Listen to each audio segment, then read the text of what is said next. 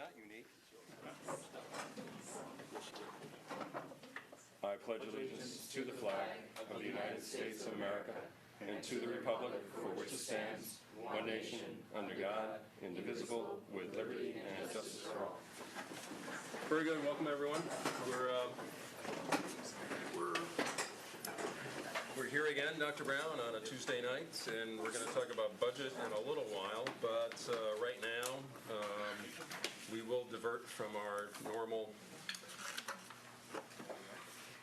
agenda for a bit, because we will do and meet our obligation to hold a hearing regarding the Smart Schools Allocation Investment Plan. Oh, and Amanda is here, and we thought this is a public hearing, and so comments are welcome, and we can get to that point, but we thought we would go ahead, and Amanda's going to give us an update regarding the Smart Schools allocation. And Amanda, go ahead. Thank you. Everyone, I'm Amanda Berber. I'm the Chief Operations Officer. I've sort of been leading and facilitating the dialogue around the Smart Schools Bond Act. I'd like to invite Ryan Garrison from Architecture, who's been really key in helping us sort of pull this all together for this evening. We would like to start with a little bit of a review of the Smart Schools allocation, as well as an overview of the direction that we've agreed upon heading, along with an opportunity for discussion with the board as well as with the community. I'd like to remind everybody that essentially part of the process for the Smart Schools New York allocation, or at the state level called the Smart Bond, is that the public hearing is required, as well as a 30-day draft review process. So on a lot of the documents that you'll see, including on the website, on this PowerPoint, on the draft investment plan, which is what the state is calling essentially our proposal on how to utilize our allocation. My information, my email contact has been included. I will be the point person, so at any given time during this process, if anybody has any questions or comments, wants to give feedback, wants to further information, please utilize that email address for me, amanda.verba@icsd.k12.ny.us, and again, it's all listed through here. So without further ado, we'll just do a very brief information. This is, there's a little bit of redundancy in the PowerPoint that I utilized a while back in October when we did an overview of the Smart Schools allocation, or the Smart Schools Bond Act. Again, this was voted on by New York State voters to release essentially funding, $2 billion worth of funds through the sale of state bonds to all school districts in New York State. Our specific allocation for Ithaca City School District is $2.56 million. We will be utilizing that based on feedback and following the very strict parameters by which we are allowed to spend this money. This cannot go into our general fund. This cannot pay for the operations of the district. It cannot pay for salaries. It's very specific around the utilization of these funds. Essentially, there are 4 ways that we could use the proceeds. We could use it to acquire learning technology equipment. We've essentially completed that action prior to the allocation that was given to us, so we can sort of check that box, and that was something that we could sort of know that we've already addressed. The second way was the installation of high-speed broadband. Again, the infrastructure behind all of the Chromebooks and the laptops and the computers, and so we also completed that prior to the allocation. There's a third way, which is essentially the building or modernization of educational facilities for pre-K purposes. And that we found really was a lower priority for us because it's just the infrastructure, and we do have an infrastructure that supports an environment and classroom space that supports the pre-K. So, we weren't thinking about, we don't have transportable classroom units, so that was a lower priority for us. And so finally, we did realize that the Smart Schools allocation could address an issue, a concern, a real priority for us in the district that we have been wanting to take a look at, that we've been wanting to talk about. And so that is around the installation of security features in school buildings and on school campuses. And some examples of that are the keyless entry systems, the electronic locking systems, and video cameras. So just, again, just a few important reminders, and this will be available on the website as well. This allocation, right, it's for purchases, and it will be a reimbursement to us. So essentially, we have to do the work, we have to secure the funding, and then we will, we get prior approval, we do the work, we then submit all of our expense reports, and then we get reimbursed for those expenses. Within 90 days. Within 90 days. So that's good news. The approval process is not 90 days. They still have yet to approve the projects that were submitted in January. Yep, so the first quarter started January 1st, so we were kind of in a race to get a bunch of districts submitted, and it turns out, I actually talked to a woman from the state today, they still have yet to even set a date for the Smart Schools Review Board to meet, and this quarter ends at the end of this month. So that's been a little bit of a test to kind of figure out how that whole piece of it's going to work. That's right. So, Ryan and How I... many were submitted in that first quarter, do you know? I think around, the last number I heard was 50 or 60. So And quite, similar number expected to be submitted with our group, or more? probably more, but I think what you find is districts that were hot to get out of the gate submitted that first quarter. Even if they didn't have a project, we had clients coming to us saying, we want to be on the leading edge of this. I think that the second and third will be high volume, but I don't know that it'll be double that, maybe. I don't think it's Has the state actually sold the bonds yet so they can reimburse districts? Or are they still waiting on that? And is that part of what's going on here? They're waiting to have enough queued up before they go borrow their money. So I'm no financial expert, but what I understand is that this money is sitting in escrow somewhere collecting interest. Well, no, not getting any interest. Nobody's getting any interest. Well, it's probably a line item that will eventually be funded, but that's, we Yeah. won't get into this. I'm just curious if that's what's going on. Yeah. We haven't got clear direction on that. So we were pushing to try to get into that second wave, right, that second quarter of approval. Again, this is really out of our hands, but we are prepared to, we're gonna post this on our website for 30 days. This will sort of start the clock in terms of our Smart Schools Allocation Investment Plan. And we will, as I said, gather feedback from right now, today, 30 days into advance. Most likely, we'll come back to the board and make sure that this plan is finalized after reviewing the public comment and feedback that we're going to receive. It allows, the Smart Schools allocation does allow for modifications all along. So if what we present to you this evening, if you feel like you only want to move forward with a part of it, that allocation is ours, the $2.5 million. We can, reapply for the remainder if you decide to remove part of the project that we will propose. But we really would like to be able to go comprehensively with the plan that we have in place, knowing that modifications are allowed as time moves forward. So with that being said, on the website, there is a Smart Schools Allocation Investment Plan for public review. This is very small. This is available, again, in very large print. It's a PDF. And essentially it talks about what we are proposing, essentially, around the use of allocation. And there's two major areas. One is the access point controls, and one is the security features in terms of cameras for just surveillance, not for the usage of doorbells, but just for camera purposes. And we wanted to price that out because we know that a lot of building level principals have been discussing that. So with that, I'm going to turn it over to Ryan for the technical, because I'm not the technical person. Okay, so the district reached out to a couple of different vendors previously to talk about the access control and the security.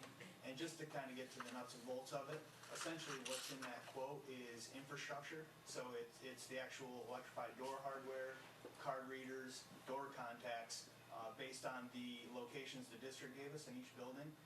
So basically it's a system that will give you the ability to program it any way you'd like. So I look at it as more of a building maintenance perspective, where putting the electrified hardware on this is going to allow you to hand out less keys, rekey less locks, and put the doors on a schedule any way that you want it. So it kind of gives each individual school kind of a a choice on how they want to operate that. So that's the access control piece of it. There was no intercoms or anything included in that, so that's like a video system at your front door that, you know, checks in visitors. So that is not included. And then the cameras, were basically, it's an investigative tool. The district can operate that system any way that it chooses, but it's basically just there to record video on a 30-day cycle.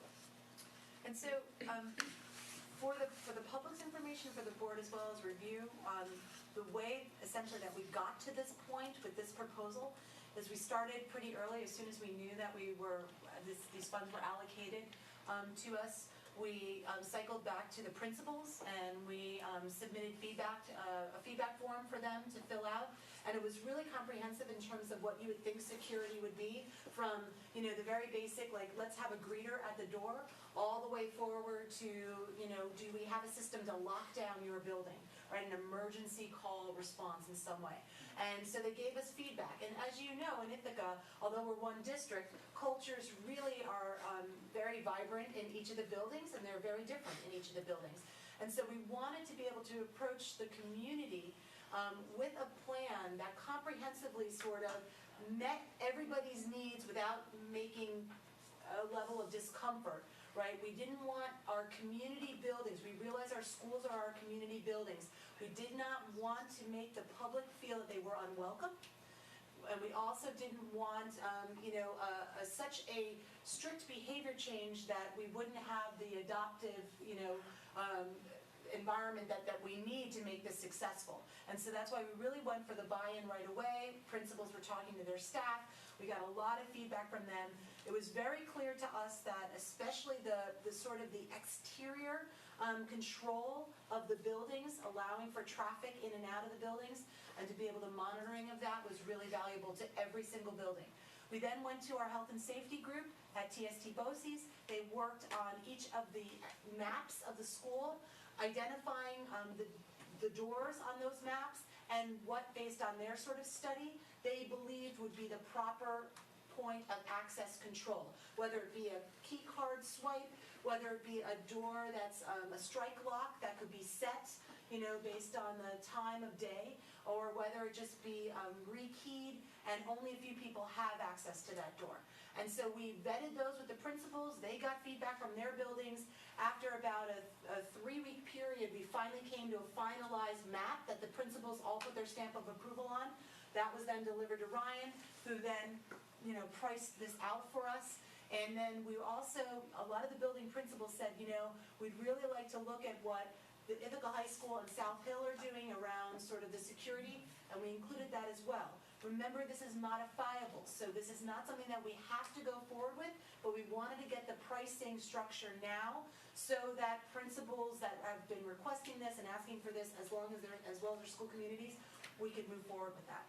So again, we want to honor the school communities, and we feel that this was a good way to match that. Questions? Oh, you're ready for questions, et cetera. All right. This is a hearing, so certainly anyone that wishes to ask questions, feel free. Not just the board and our student reps, but anyone else in the room. But questions from the board? I do have one question just to follow up from something that came up at the facilities committee, because I think it's great. I'm in favor of what this is going on, but I remember in one of the meetings back in the fall there was something that was said that at the end of the day that there will be a staff position that would be required to monitor and operate this system at some level, but that cost would be garnered because the cost of fabricating all those keys, all the expense with all the keys and the alarms and all that kind of stuff costs a lot of money each year. I just wonder if you could kind of, because I think that's kind of a... We didn't speak to creating a position in this. Well, I asked at that meeting, and that one of the people mentioned that, yes, it would take somebody, because you have to be able to, like, if I want to go into Boynton... Oh, to make a change, somebody has to be able to make a change, but they don't have to monitor it. No, not to monitor it, but there had to be somebody responsible. I think I can give some history and then maybe...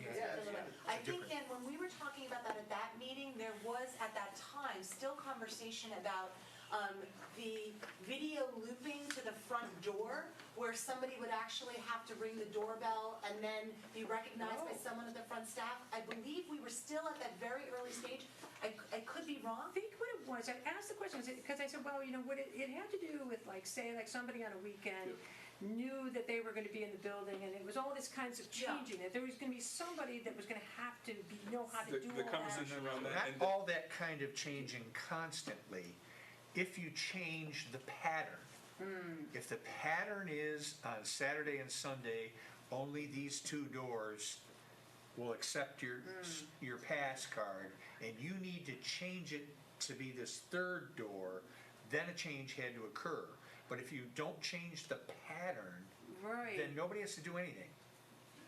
that- Is that, David, have I got? We talked about that as a facilities aspect, so it might be, like Pat, as my administrative assistant, might be going in and changing some of those things. Instead of burning a key, we might have somebody who lost an ID and we need to create another ID. Lost an That's how ID. we have entrance. Or the 5 o'clock in the afternoon, a principal might need to be responsible for their buildings. We did talk about that access responsibility. I don't know that we went to the point that we were gonna have somebody new do it, but we did say that there was a responsibility shift that was gonna have to happen from If the pattern leadership. changes, you got it. And it's correct in that, what was said back to us, that some districts in fact do hire a dedicated person to run their system. But what was said to us is that what we could do is not make that happen, but have it be trained through office assistants or Right. principals, right? Or some person in the building, similar to what Brad was just saying, would have the authority or the know-how or the access to be able to make those changes. But other districts, depending on how large the system has, have had a dedicated person. There was the answer. And I can kind of speak on how other districts approach this, and that's exactly what they do. They basically have a champion of the system somewhere in the district, whether it's the access control and IP security. A lot of the times that resides in the buildings and grounds department. Sometimes the cameras reside in the IT department, because they kind of in that way.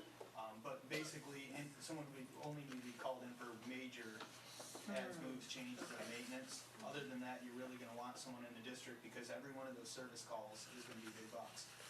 But it's not a hard system to operate, it really isn't. And I also think too, we're gonna be working in coordination with the principals and the staff. So if there are staff, I mean, and Brad is correct, the doors that have the key swipe system, theoretically, your key card could be set so that if there are 3 doors that have the key swipe system, and I'm on staff, I could have my card set for 24/7 access.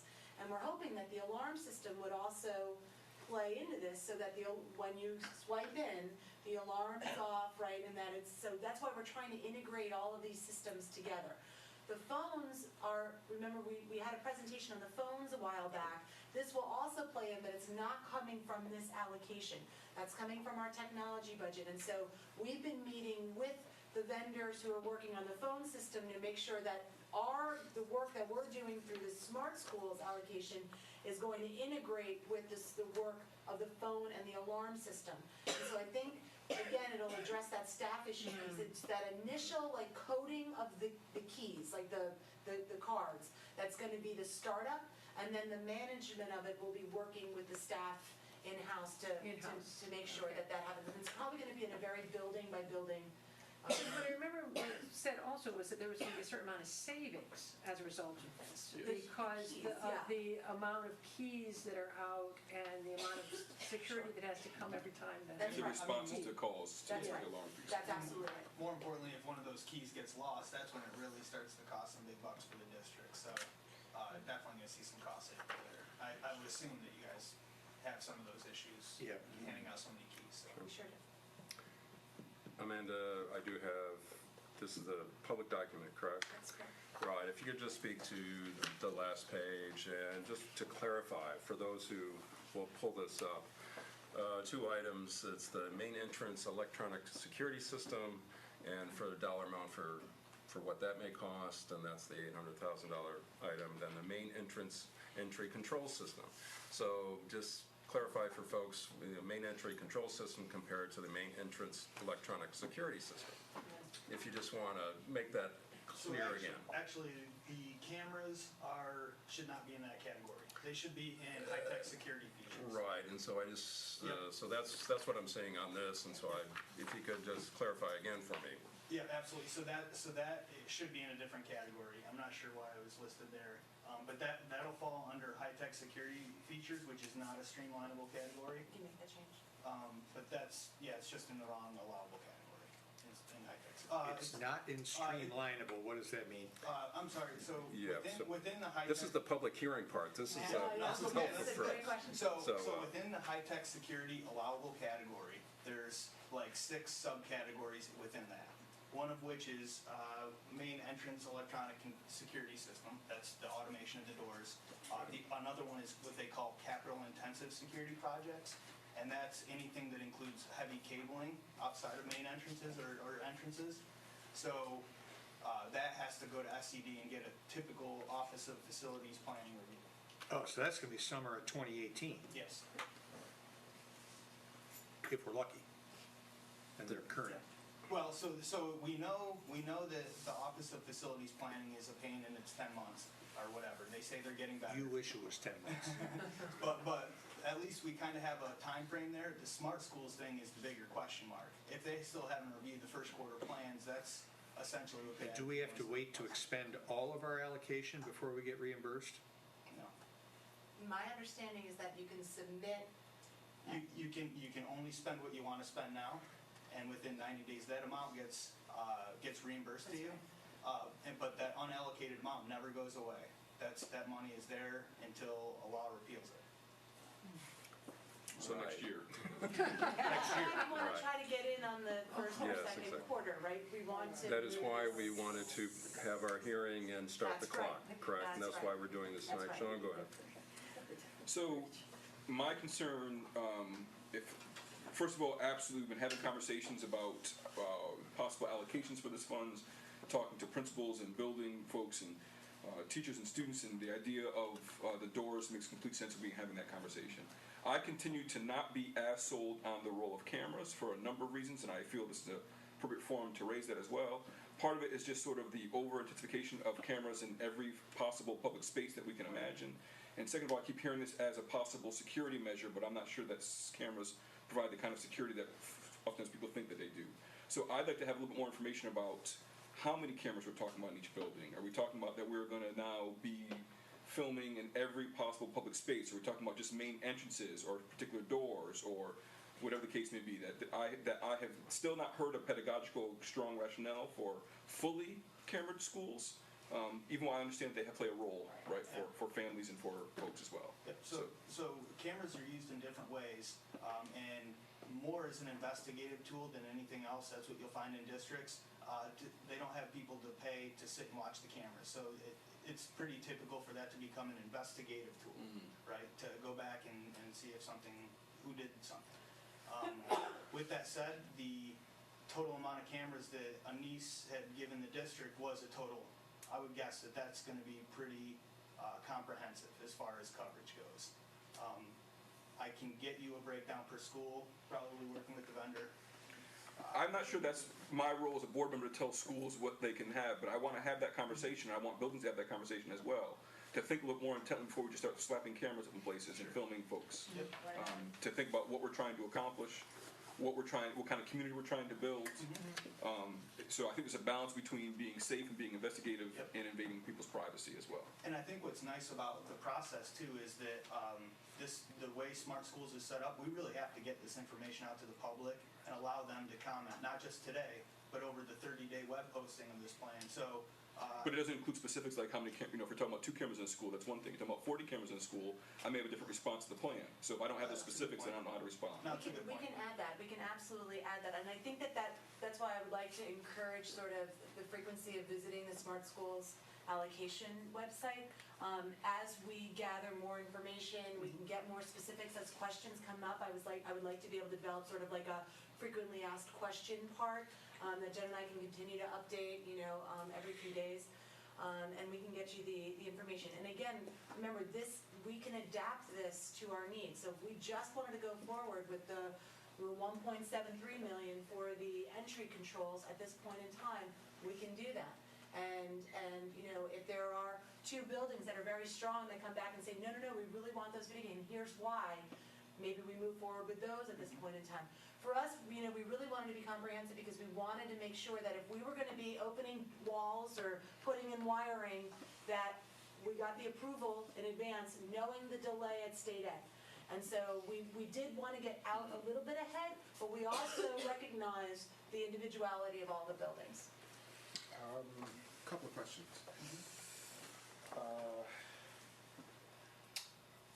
You mentioned that you guys had gone through the buildings and mapped this out, right, strategically and logically. So, just to be clear, I kind of came in after the process. I kind of came in after they had that information. That's why I don't have a great answer for the cameras. Because also the design hasn't been done.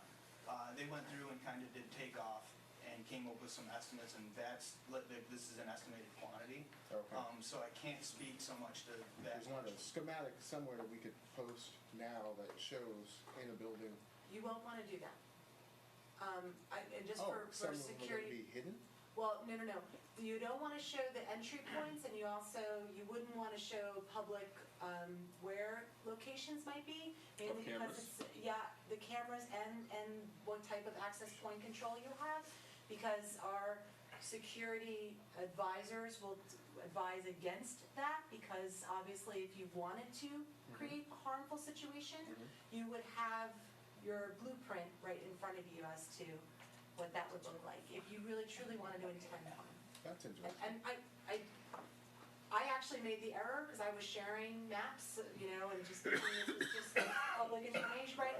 And I was strongly advised that that was a wrong type of collaborative All right, share. I'm schooled. My second question was. Wait, so we're gonna have cameras in buildings where folks won't know where they are? I think you will when you're in the buildings. If you're part of the community, right, you're gonna know where they are. Trying to get an But understanding. to share that with the public beyond, right, like I think Yeah, I probably get it. that might be at least that was what I was advised that was problematic. And I think the major concern there was mostly around access control. That's something that you definitely might not want to release to the public as far as schematics go. Cameras, I think, are a little bit more of a discussion topic, because once they're installed, you can see them and you know where they are. They're not invisible. Yeah, they're not visible, They they're hang down, right, Yeah. yeah. All right. And I'm not sure if a Sorry, schematic Roger. for that is, No, That's what I was told. I'm sure if I'd asked the right person, I would've got schooled in a different way, so thanks for being kind. Louvel, our current superintendent, those of us who took a trip down to his former location in Albemarle, did I get it right? Alabama. That was hard, right? Albemarle. That was as bad as it did. He's after this. I apologize, Virginia, I apologize. I do remember walking through your former high school and seeing the cameras at a pretty, I think there was some thought about the equidistant spacing between the cameras, and I know you had some thoughts about how that works in your district. Could you share those with us now to the extent you think it's appropriate? What was, to Sean's point, what did you get out of that process that was beneficial? First, there is no pedagogical reason for putting cameras up, from my perspective and experience. This is really to, frankly, from my experience, to save time for administrators like Jason Trumbull, who need the support in this extra set of eyes when dealing with issues. I can think of a number of issues just this year where it saved tens, if not dozens of hours of administrative time when we're short-staffed already when investigating minor infractions or trespassing or what have you. So that's why I'm in support of it, and that's what helped us in Albemarle. When there were large campuses, we tried to be very inclusive and open, and there were, oftentimes a situation where we needed to have some additional support, as opposed to 4 APs were tasking to be instructional leaders, running around chasing, find out who knocked out the snack machine, or which parent went to a classroom when they wasn't supposed to. So that's why. I'm sure at some point someone can probably articulate or make a better case for the pedagogical needs associated with surveillance cameras. I don't know. I mean, the research and what I'm reading right now speaks to it doesn't prevent discipline infractions or crime of any sort.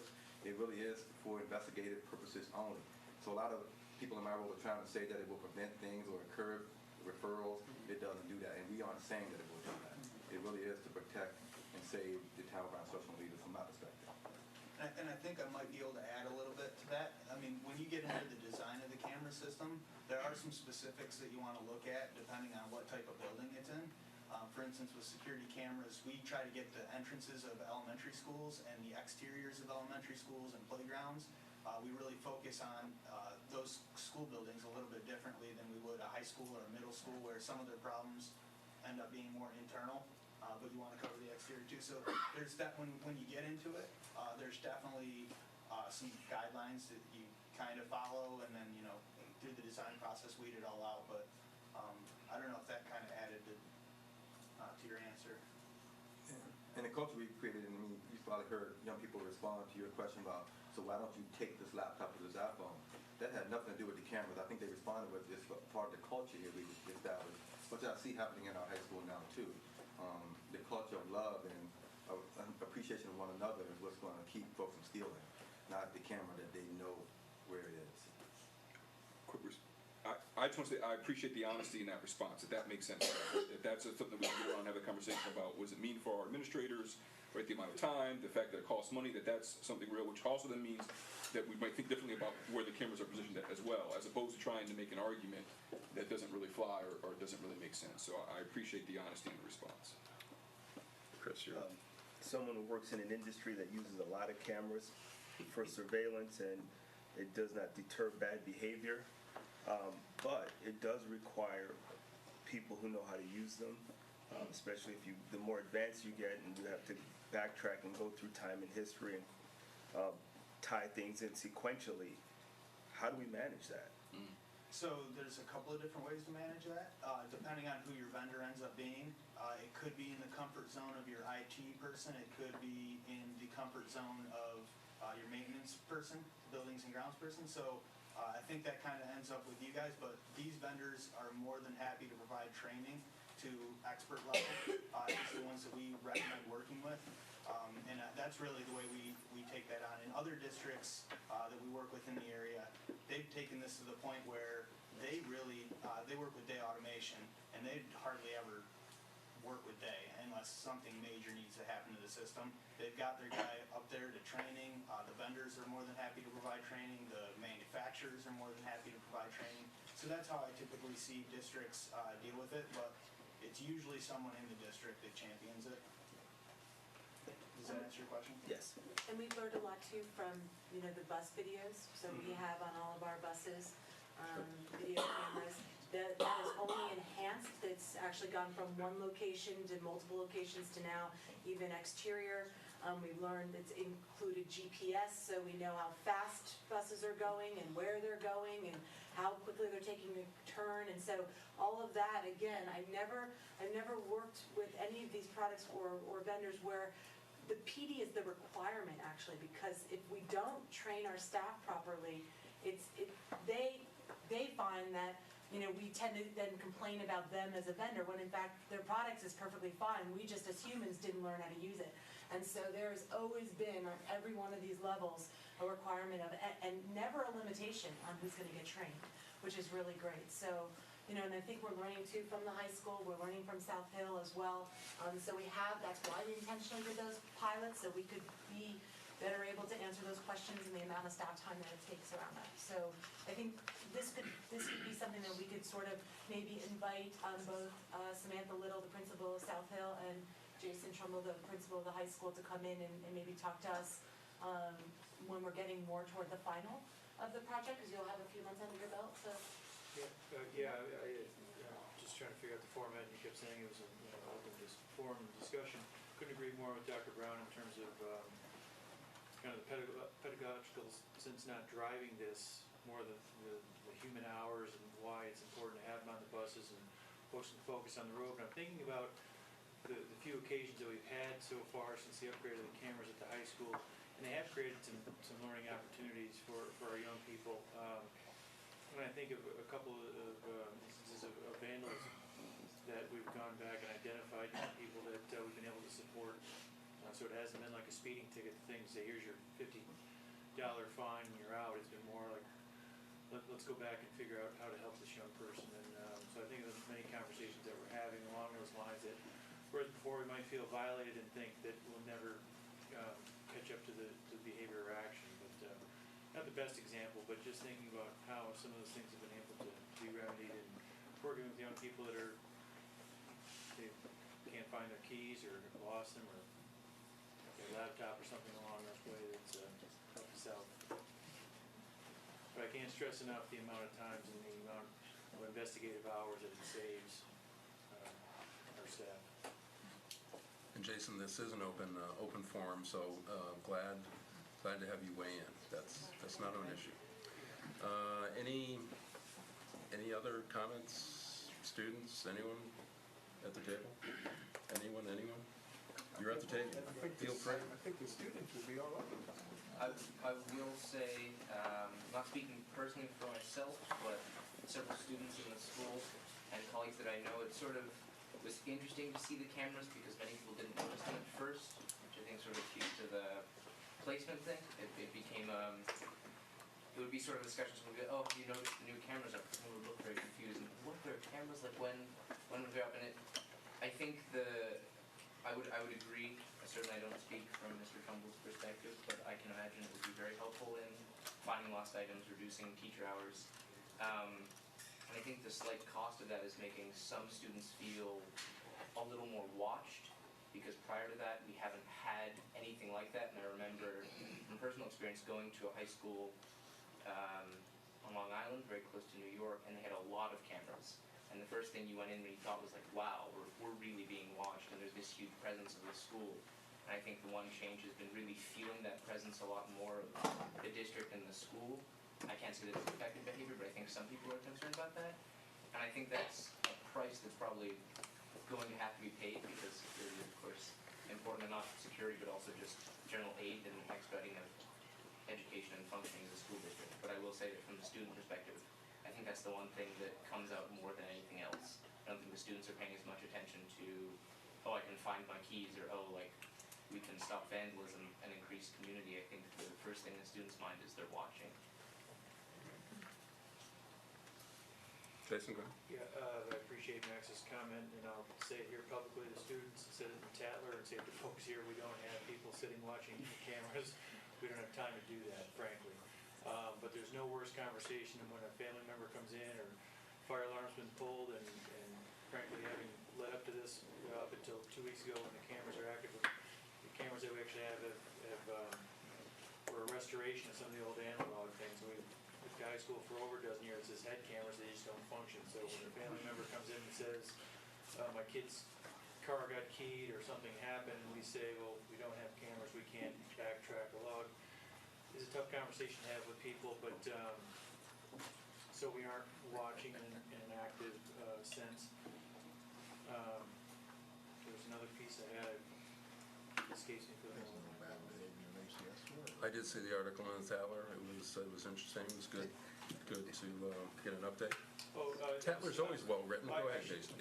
Yeah, no, I should say that in the old days before this opportunity, folks, it's very difficult when we have a fire alarm, if that alarm's been pulled, and my best response is to say we don't do that at school, and we're not going to tolerate that. And if somebody would come forward and let me know. So it's not about Big Brother watching by any stretch of the imagination. It's there to help us make sure we're focused on teaching and learning. Rob? Just by default, I have to say, I understand that point, Jason, is great, but the reality is Big Brother is watching. Right, that's the purpose of the cameras, and that's the purpose of why we're recording as well, so we can go back. Well, and so, Sean, I don't know about that, because on the one hand, if you were sitting there all day long looking at the cameras and, checking out what everybody was doing, that would be watching. But if it's a retrospect kind of thing where there's a problem and you're breaking it down, for me, that's not quite the same. It's a day in the life that's been recorded for a while.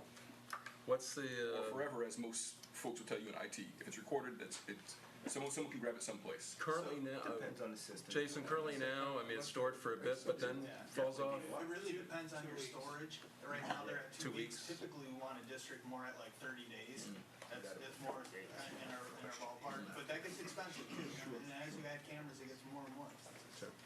Go ahead. So my concern sitting here as a student is obviously the idea of being watched is not fun. I understand that it's being used for specific purposes, and that's surprisingly less concerning to me than I thought it would be. But what is a little bit upsetting is the lack of public knowledge about this right now. As a student, like, I'm graduating in a few years, so I won't probably be around for the really big upgrade, but the idea that my younger sister won't know, or that the students that I'm friends with who are in 6th grade won't know, or that they have no idea and they don't have the chance to be here, that's a little bit upsetting to me. So I think that none of us here, I can speak as a representative for my community, but I go to a very unique school in a lot of ways. And there's a culture at ACS that's difficult, I think, to implement these kinds of strategies in, because it's inherently against the nature of what we try to be as a community. And I'm not saying that it's impossible to implement, but I think that that would take a lot of discussion and a lot of, being really mindful of the fact that the people who are going to have to experience this day in, day out are entirely underrepresented in this room. In the end, it's going to be the students who are in 6th grade right now, the students who are in 7th grade right now. So I feel like if this is going to be something that gets moved forward with, which obviously it is, it's pretty inaccurate to have us not have that be, to not let those people have their opinions heard, because I personally feel like, as an older student with a little bit of perspective, I understand the amount of time that it saves for an administrator to not have to hunt people down day in, day out, because that sounds exhausting, and I would never do that myself. I don't have that kind of patience. But I also understand that growing up as a teenager in society any day is already a difficult experience, and no one really wants it on tape at all. But in the end, it's hopefully not being used for those purposes. It doesn't mean that you don't still feel unsafe. But I'm just going to say that what I really feel like needs to happen is that those communities, specifically the ones like ACS that are very different in that way, need to have their voices really heard for this to be something that can really move forward. So, go ahead. I asked the question yesterday, I'm going to ask it again. All 12 buildings have had meetings about this among faculty, principals, and that would include ACS. I just want to make sure. All 12 buildings. Okay. We started with feedback forms, and we asked the school principals to give us information from their community perspective. And so again, I don't micromanage the communication in the building levels. I just wanted to make sure all 12 had the opportunity, all 12 responded. And then we revisited it again with the maps around the access controls. And are those like, right now, what they look like right now, or the information that you have right now, are those differing based on school to school? It's not a district-wide implementation, that could be, Now, each building had their own. so every building has had the opportunity to make it work for theirs. And I really stress that, and Yeah. I want to be clear. That's really nice to hear. That's That gives me a lot of hope. Yeah. And Caitlin, if I could just add, part of the idea of this hearing is, as well, is to continue to have impact in the plan. Yeah. Right, and the reason why we have that, so whether I'm for the plan or not, as you can hear some of my questions, the idea is that it has to be published for 30 days for folks to give feedback. So we're hoping that folks will go back to their respective schools and communities and to have this conversation so we can continue to make the plan a better plan, however we move forward. Right, but the idea is to have as much public input as possible. And Caitlin, we can have on-site, feedback. It doesn't have to be through email. You can send me an email to invite me and Ryan to come in, and we'd be That happy will to come and almost help. certainly be happening. Almost entirely. We wish that we would be happy to go to the buildings and talk. Right, I would expect, That's very good to hear. I would expect you all to show up at one of your whole That school would be great. meetings and go through this. Expect that email tonight, after I finish my homework. I'm not promising it yet. I like it. And if it's tomorrow, no problem. So did I hear that teachers were part of the group? Oh, And that some were discussing Teachers this are- ability? Go ahead, Maureen. I just want to say that I have not been thinking very much about the camera piece of this, because I believe, and tell me if I'm wrong, I thought I heard several times that just the key access was going to take up most of the $2.5 million, and now I'm seeing a different figure. So that we're talking so much about keys, I'm confused about that. We put. I mean, talking so much about cameras, because I thought that was on the back burner. Right, so we priced out a number of things. We priced out the phone system as well, mainly because we wanted to see if the smart bomb would be able to pay for that. And we're finding really that unless you can make it absolutely tied to security purposes, right, we probably can't get that addressed by the allocation. We absolutely access control 100%, and we could move forward with just the $1.7 million and put that forward to State Education Department, and we can call that a day, and then we could decide on the remainder of the funds. That's why it's separated out. That's what I'm confused about. I believe I heard more than once that just the key access was gonna take all the money. No, because now what we realized after we went through the vetting of all of the access points, we believe that it's going to take us 1.7. That's why we've been sort of. It's been a work in progress, and Yes, it's still a yes. work in progress. I have not seen Right. quotes, anything. Yeah. No. And to kind of give you a little bit more detail on that, so there's really kind of a design for the access control, so they've identified. I hear that word a lot from you, kind of stuff. So it's kind of. So no, but go ahead. Right, so there's, we've got floor plans with locations identified for the doors. The cameras is just a quote from the vendor. So we don't, so to give you that information right now, we couldn't necessarily give you that. So that design's yet to happen. And that's gonna have to go to the SED That's right. through their full process, so that's not ready to go anyway. But what's important to think about that is that you guys, there will be a design process. Right. So once the It has Smart to be, Schools right. gets approved, these details that we're talking about certain camera locations and different cultures at schools, we could almost address that individually, by having design meetings with each individual building. And Moira, also to address your point too, I mean, we really did, the access point, and Caitlin really addressed it too. Nobody seemed to have an issue with the culture around securing the features of the door. Because going from a key to a key card, it doesn't really seem to matter. The reason why we also asked just for the pricing of what the video cameras would be is because from the communications that we've had with building level principals, there has been an expressed interest, not from all of them, again, being very mindful of the culture, that there have been a number of folks that said, we want what, and our community is telling us that what South Hill has and what the high school has, we want that here. And so I did ask for the pricing to be put together so that we were not ignorant to what that would look like. Because really, a few months ago, I thought that the access control points, I couldn't give you the targeted bullseye, right? I didn't know exactly how much that is. We now know that the access control is $1.7 million, right? And we know that that will comprehensively cover all of the doors and entryways into our 12 facilities, our educational facilities. The cameras are there, it could easily be removed. But I wanted to make sure that we knew what that scope would look like in terms of the finances necessary, because I didn't want to overstretch this allocation and then have to tax the general fund for things that either we got excited about or, right, I just wanted to know the numbers. And so that's where we move forward. But again, this is all modifiable at any point in time. One more comment, Ms. Sanders. Jump right in, Because Dr. I Brown. fear Jump that right there in. may be folks at home watching, like myself, who are a bit confused now. Yeah, we've changed it. Because we've beat this up a little bit.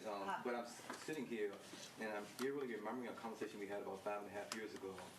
And if we took out the word cameras and access cards and plugged in wireless access and broadband and increase our broadband, would it be the same conversation? I would like to leave us all with a question. Do we think we won't have to have this at some point? And if so, or if not, I mean, we now have an opportunity to have this done at minimal cost to the district, or reimbursed completely. That was a similar conversation to the one we were having about wireless access points not long ago. I want to speak for some folks who I hear from a lot often. We may be one of the last public spaces that doesn't have this kind of support. And that's brought a lot of folks in our community pause. I'm not speaking for myself right now. I'm representing a voice. Folks who, when they're going to restaurants, they're on the common, they're throughout our community right now. And we have more bodies and young people and families walking through our buildings than most of those places. And folks are wondering how safe and secure and what kind of protections are there. And right now, we can debate whether or not we have the utmost up-to-date pieces of technologies in place. Again, it's very similar to the conversation we were having not long ago, and now we have an opportunity to do something and do it efficiently, and sounds like effectively. I'm hoping that we think through this and have a community conversation about it like we did those other two pieces. Dr. Brown, we are just starting the process. Sean, last word? Yep, I just want to reiterate the point that Moira said. We did have a number of conversations where we were told explicitly that we would only be talking about wireless key entry. And so that's part of the reason we're having the conversation now about cameras, because there was on more than one meeting that was explicitly asked and explicitly told coming back. You're absolutely right. At some point in time, our community probably is going to need cameras. What I'm interested in is not stopping us from having cameras, but from having us have a much more intentional conversation about what they look like, about what does it mean for our community, and how we're going to engage the process. So for me, the community conversation is far more important than where we end up. I know where we're going to end up, but the community conversation is essential to have this dialogue. And this is a step that you don't take back, right? Like the idea of cameras increasing in our space all the time is not something that I take lightly. It doesn't mean I'm just going to go willingly because it's at the Commons and it's on wherever that, okay, now I'm just going to be at my workplace as well, right? That I just want us to be thinking carefully about what that means, and there's value to it without question, but we have to be humane about our process. Thanks, Sean. We've been hearing about the Smart Schools allocation for a little while now, and we appreciate your time, and I think I don't see anyone else from the community that wishes to speak. We certainly had an opportunity to weigh in. We always like discussing things, Amanda, and once again, we had a lively hearing. But 30 days, Amanda, correct? And We posted. You can send the me outreach, emails. the outreach will continue. That's correct. Right. Facilities committee will be happening on April 4th at 5:30. Location South Hill is Cafeteria. South Hill Cafeteria. And so obviously we have had this Smart Schools allocation pretty much on every single agenda of the facilities committee meeting, and it's a wonderful place to talk about this more. I would like to continue to do that, and I think, perhaps at the April 4th meeting, after gathering an initial part of the feedback and after the feedback here, we can again easily remove any part of this. I felt like we really needed to just educate people about what cost would be, and again open this conversation up for people to have the opportunity to give us information from where they stand and what their belief systems are and their feelings are about what the use of this allocation could be. So please note, this is not set in stone. That's why it will be listed as draft, and it can be changed at any time, modified at any time. We do know, though, that $1.7 million is the cost if we were going to move forward with the access point controls. And we do know that if we wanted to move forward with the most comprehensive system around cameras, and we'll get more information about that, it would cost about $831,000. And again, anything can be changed at any time, but we wanted to give as much information as possible to start the conversations. Thank you, Amanda. Thank you. Thank you, guys. Great. And Amanda and everyone else, we're going to roll right back into our regular public session, and we will continue with our regular agenda. And to that end, are there any modifications to be? Yes, there's a supplemental That I'm looking. personnel report dated today. I'd like to add to the consent. Can I see that? Without objection, and that I'm sharing down the line here. Anything else? We're good? So we'll move on, and now we'll go to receiving and hearing of anyone who wishes to speak regarding any other items that they wish to speak about that hopefully has nothing to do with Smart Schools allocation. So go ahead. We've got Ben Greenberg. Yeah. Hi, Ben. Hey.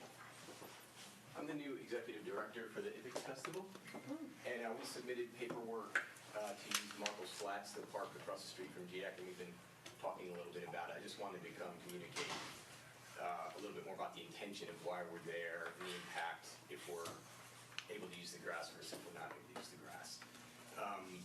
The intention is twofold. The first thing is, it's been a couple of years the festival's been downtown, it's been on pavement, and being able to be on grass is just a much more pleasant experience for everybody who comes to the festival. So, the hope is that having a lawn will allow people to stick around a little bit more, be able to spread out, spend the day, as opposed to just being on the pavement, where people just kind of get worn out of being on pavement after a little while.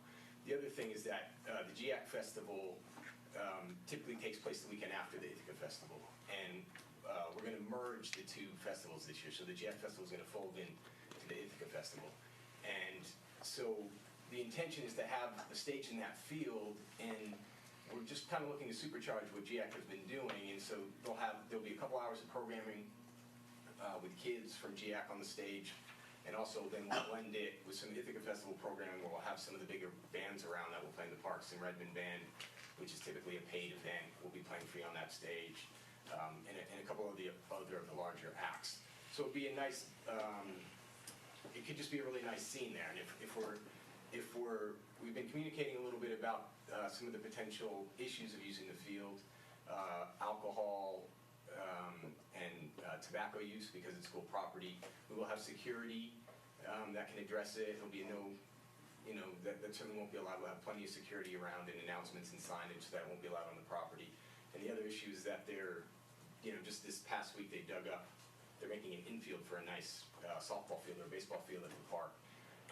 And so we can, just trying to problem solve how we can not damage the property and what you're building there.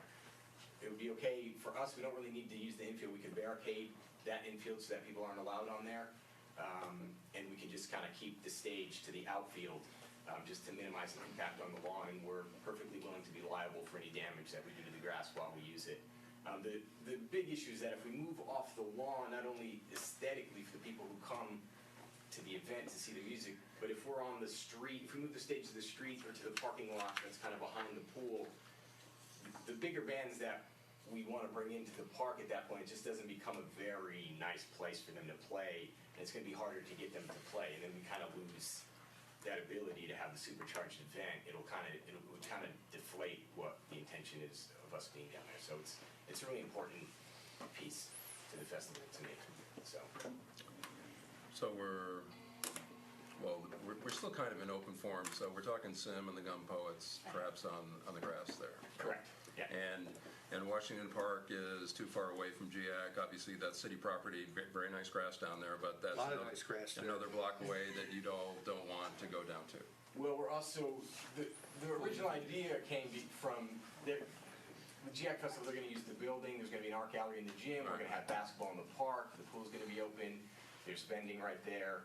If it separates from GIAC, it just becomes a different thing. We kind of we lose driving traffic to them, and they're really excited about that. Just getting the reasons for why we're on school district property rather than city property. Yeah, I understand. And what day? Would that be Sunday or Saturday? This would be Saturday and Sunday. Saturday and Sunday. Yeah, correct. And you don't feel you can put the stage on a hard surface. You got a basketball court and you got a parking lot. Aesthetically, it is a huge difference for the people that are attending and for the bands playing. Sim Redmond Band, you want them to play in a nice location. You want it to be nice for them and nice for the people who show up.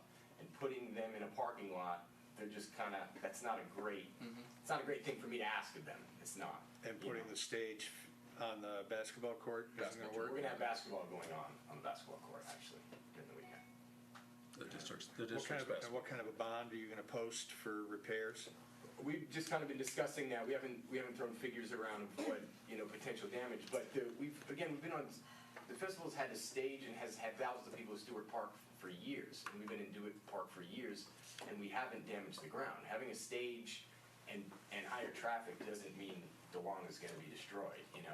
I'd be looking if we had like torrential downpour. That's when your festival. If you have a torrential downpour, that's when it turns into a mud fest and you have potential problems. And this is June. This is in June. Yeah. We get thunderstorms.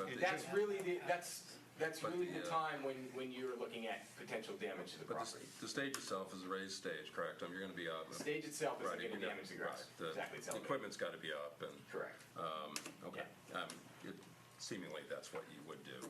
And, No, it's on the agenda for later, right? Yeah. It's on the agenda for later? Is it? It is. Okay, sorry. Okay. I'll wait till Okay, we'll come back. We'll come back. I didn't see what's on. I guess you were at it.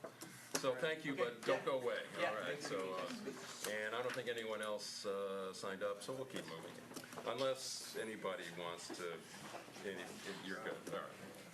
Are we good? We're good. We're good. And so now we'll go to students and Ithaca High. Go ahead.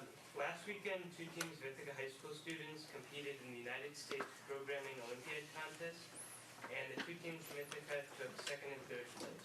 Very impressive. Also, recently at the high school, AP exam fees have been coming due for students who are taking AP classes. These fees range from $92 to $184 per class. The students who are taking the most advanced classes, this can add up to be around $500, which is a substantial amount for most families. If students and their families do not pay to take the AP exam, then the student is given a failing grade in the class. And we've heard from students who come from other districts, and they've said that their previous district had paid the exam fees for students. Although scholarships are available for students who receive free and reduced price lunch,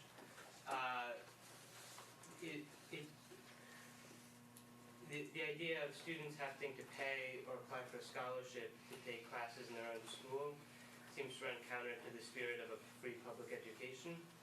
We understand that the district currently has a strained budget situation, but offloading costs to students and their families does not seem like the best way to deal with the problem, in the opinion of many students. So last Thursday to Saturday, our Code Red Team 639 visited Cleveland State University in Ohio to attend the annual first regional Buckeye competition. Even though we didn't win, our robot, dubbed the Predator, was ranked as the 5th highest scoring robot during the tournament. Everyone had a lot of fun watching their creation in action, and also made some new friends from all over the East Coast. And this week, from Thursday to Saturday, Code Red will be heading off to RIT to compete again, except this time against robots from all over the country. We hope them the best of luck and look forward to hearing about their experiences. And last Thursday, we were lucky enough to have Tenwen Lo, a scientist who was closely involved in experimenting with and developing CRISPR from Ithaca College, who came to speak to Ithaca High School students about the importance of this breakthrough and some of the ethical controversies surrounding this technology. So CRISPR is called Clustered Regularly Interspaced Short Palindromatic Repeats, which is a developed genetic alteration technique that has been hailed as the greatest biotechnical development of this decade. And of course, many people are unsure whether being able to change DNA is a good or bad thing. So there are a lot of mixed opinions. It was very informative, and it was followed by a very lively discussion that drew in students and teachers from all grades. And starting their day at 4 a.m. on Saturday morning, 6 ICSD students attended the 26th annual Angelo de Toro Puerto Rican Hispanic Youth Leadership Conference in Albany. They participated in a mock assembly in the State Assembly chambers with students from all over New York State. There, they took part in workshops surrounding social entrepreneurship, targeting the lack of education for girls in Pakistan, malaria issues in Africa, or human trafficking. On Sunday, they went to the Capitol and held a mock assembly in the real assembly chambers, debating bills that will actually be voted on in the future by assembly members. They heard speeches and were able to meet and actually talk to some of the assembly people and Latino movers and shakers, including the famous Miss Dolores Huerta. And keeping the Ithaca streak alive, 2 of our seniors, Anthony Enriquez and Gabrielle Duffett, were awarded these scholarships at the award banquet after the mock assembly. And a big thank you to Ms. Bergman for accompanying the students on this fabulous journey. We have a lot, so I'll make this a little bit briefer. Again, also waking up at 4 in the morning is a terrible time to wake up. We don't like to do it. The Ithaca Brain team took 3 teams to Livingston, New Jersey to compete in the March Madness competition. A team took home 2nd place trophy, which I will say, in my opinion, did look better than the 1st place trophy, even though it's a lower ranking. I think the B team placed in semifinals. I think the C team didn't place, but they still had a good time, as did the rest of the team. And thanks to Mr. Kirk for securing us the Black Sports Bus and being an excellent advisor. On a slightly more serious note, as I'm sure board members and district members are aware, 3 classrooms in lower G building have been blocked off for asbestos removal. And among the student body, there have been many questions, sort of both seriously and jokingly, on the topic of safety, especially considering the fact that we have water coolers instead of being able to use drinking fountains, and district-wide water issues. So we did get several questions on sort of a large district basis, which we hope can be answered by the board, or at least addressed to some capacity. The first of these questions is, where's the money for repairs to infrastructure in the school coming from? How does this relate to the upcoming budget and other projects, district and school-wide? Is there any timetable for inspection of asbestos in the district? And has the board facilitated looking into other infrastructural issues, such as ventilation, air conditioning, electricity, flood protection, and swamp building problems? as well as just general steps taken to this. And any general comments you wish to tell the students, because most of this is just coming from people being concerned but not really being informed. It's the same basic issue that Caitlin brought up. There's not a lot of dialogue when you try to facilitate that, but there's still a big gap. And of course, we would like to thank the board for its hard work, as well as Mr. Trumbull over what has been several tumultuous months. And I express faith in its work to keep all students safe, healthy, educated, engaged, and empowered. Because fixing asbestos is better than letting it sit. As we touched on last week, we kicked off Social Justice Week today, and we will be having presentations almost every period of each day for the rest of the week. And as you can see in front of you, we put out some schedules of what presentations are taking place, and if board members are interested, you are definitely encouraged to attend. And Swiss, our Strong Women Impacting Society Club, joining in with this theme of social justice, has decided to organize a feminine hygiene drive. And from March 21st to April 1st, students will be asked to bring in boxes of pads and tampons for the school to donate to local charities and organizations. Volunteer Swiss and National Honor Society members will be assembling kits using the donations, and ultimately these kits will go off to the Etika Rescue Mission, Advocacy Center, and Women's Opportunity Center. And through this drive, Swiss hopes to raise awareness of lack of available hygiene, especially for homeless women. And even though it was snowing outside yesterday, it was in fact the first day of spring. And springtime for students means scheduling and getting ready for the next school year. And especially for middle schoolers, this is a key time in preparing to enter the high school in the fall. And those seeing the high school for the first time can be an overwhelming experience. Volunteer high school students helped quell these fears last Friday as middle schoolers had the opportunity to have a first look into high school life. Volunteer link leaders gave brief tours throughout the day, and middle schoolers also had the opportunity to ask a panel of high schoolers to raise their questions about academic, sports, and more. And hopefully these middle schoolers came away less worried and more excited for high school, and we as high schoolers are looking forward to welcoming the class of 2020 this fall. And that's all we have for you this evening. Thanks, Etika. There you go, LACS, follow that. Anyways, there's a lot of voting to happen later, so we'll keep it short. You guys are 6. It's set. So let's start. Today, the annual Middle East debates at ACS kicked off. I believe some of you were there, which we're thankful for. They're continuing tomorrow and on Friday. It's a time-honored tradition. I think this is like the 24th or 23rd? 28th? Whoa. All right. Before you were born, but go ahead. Yes. Continuing, we're coming up on the great titanic struggle between ACS and IHS that happens each year as our mock trial teams come into competition. We shall see. It will be decided by the next meeting. It's on the 2nd. If anyone's interested in trying to come and watch, I don't really recommend it. It's kind of, but if you want to. Fantastic. And finally, this last Wednesday, our school had a whole school discussion on race and such subjects. Basically, let's move on, right? You have anything? I suppose it's worth mentioning that for the next, I think, 3 weeks, we have pretty big discussions every Wednesday planned, unintentionally, but it ended up working out kind of nicely. I believe we're continuing the same discussion from Wednesday. It's kind of turned towards a lot of students voicing their opinions, wanting to know how we can focus on diversity within specifically our school, and hiring teachers of color and such. And we also have a presentation coming, actually maybe that's next week, but either way, coming on, the Feminism Committee is bringing forth their ideas from the survey that they gave, that they gathered about the dress code and how students feel. And yeah, it's a pretty big few weeks coming up for discussions at our school.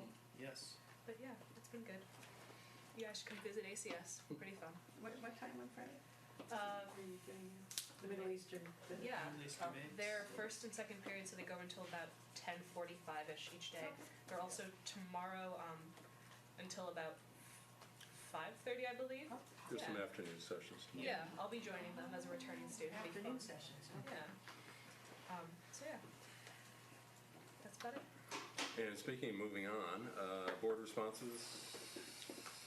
Mr. Harris, want to respond on asbestos, since we have some hidden skills here? Somebody reminds me of a question. I heard the. It's the 3 rooms that were water damaged and the VAT was damaged by the water. Yeah, I still don't understand the actual question. They want to know what the risks are. It's sealed off at the moment, that's being removed. In the time. The process of sealing those situations off are pretty dramatic. If you could get inside, you'd think you were landing on the moon, right? Because they're so covered in 1,000 layers of thick plastic to protect all of us from the problems inherent in asbestos. But if I remember correctly, you also asked about removing that stuff more generally.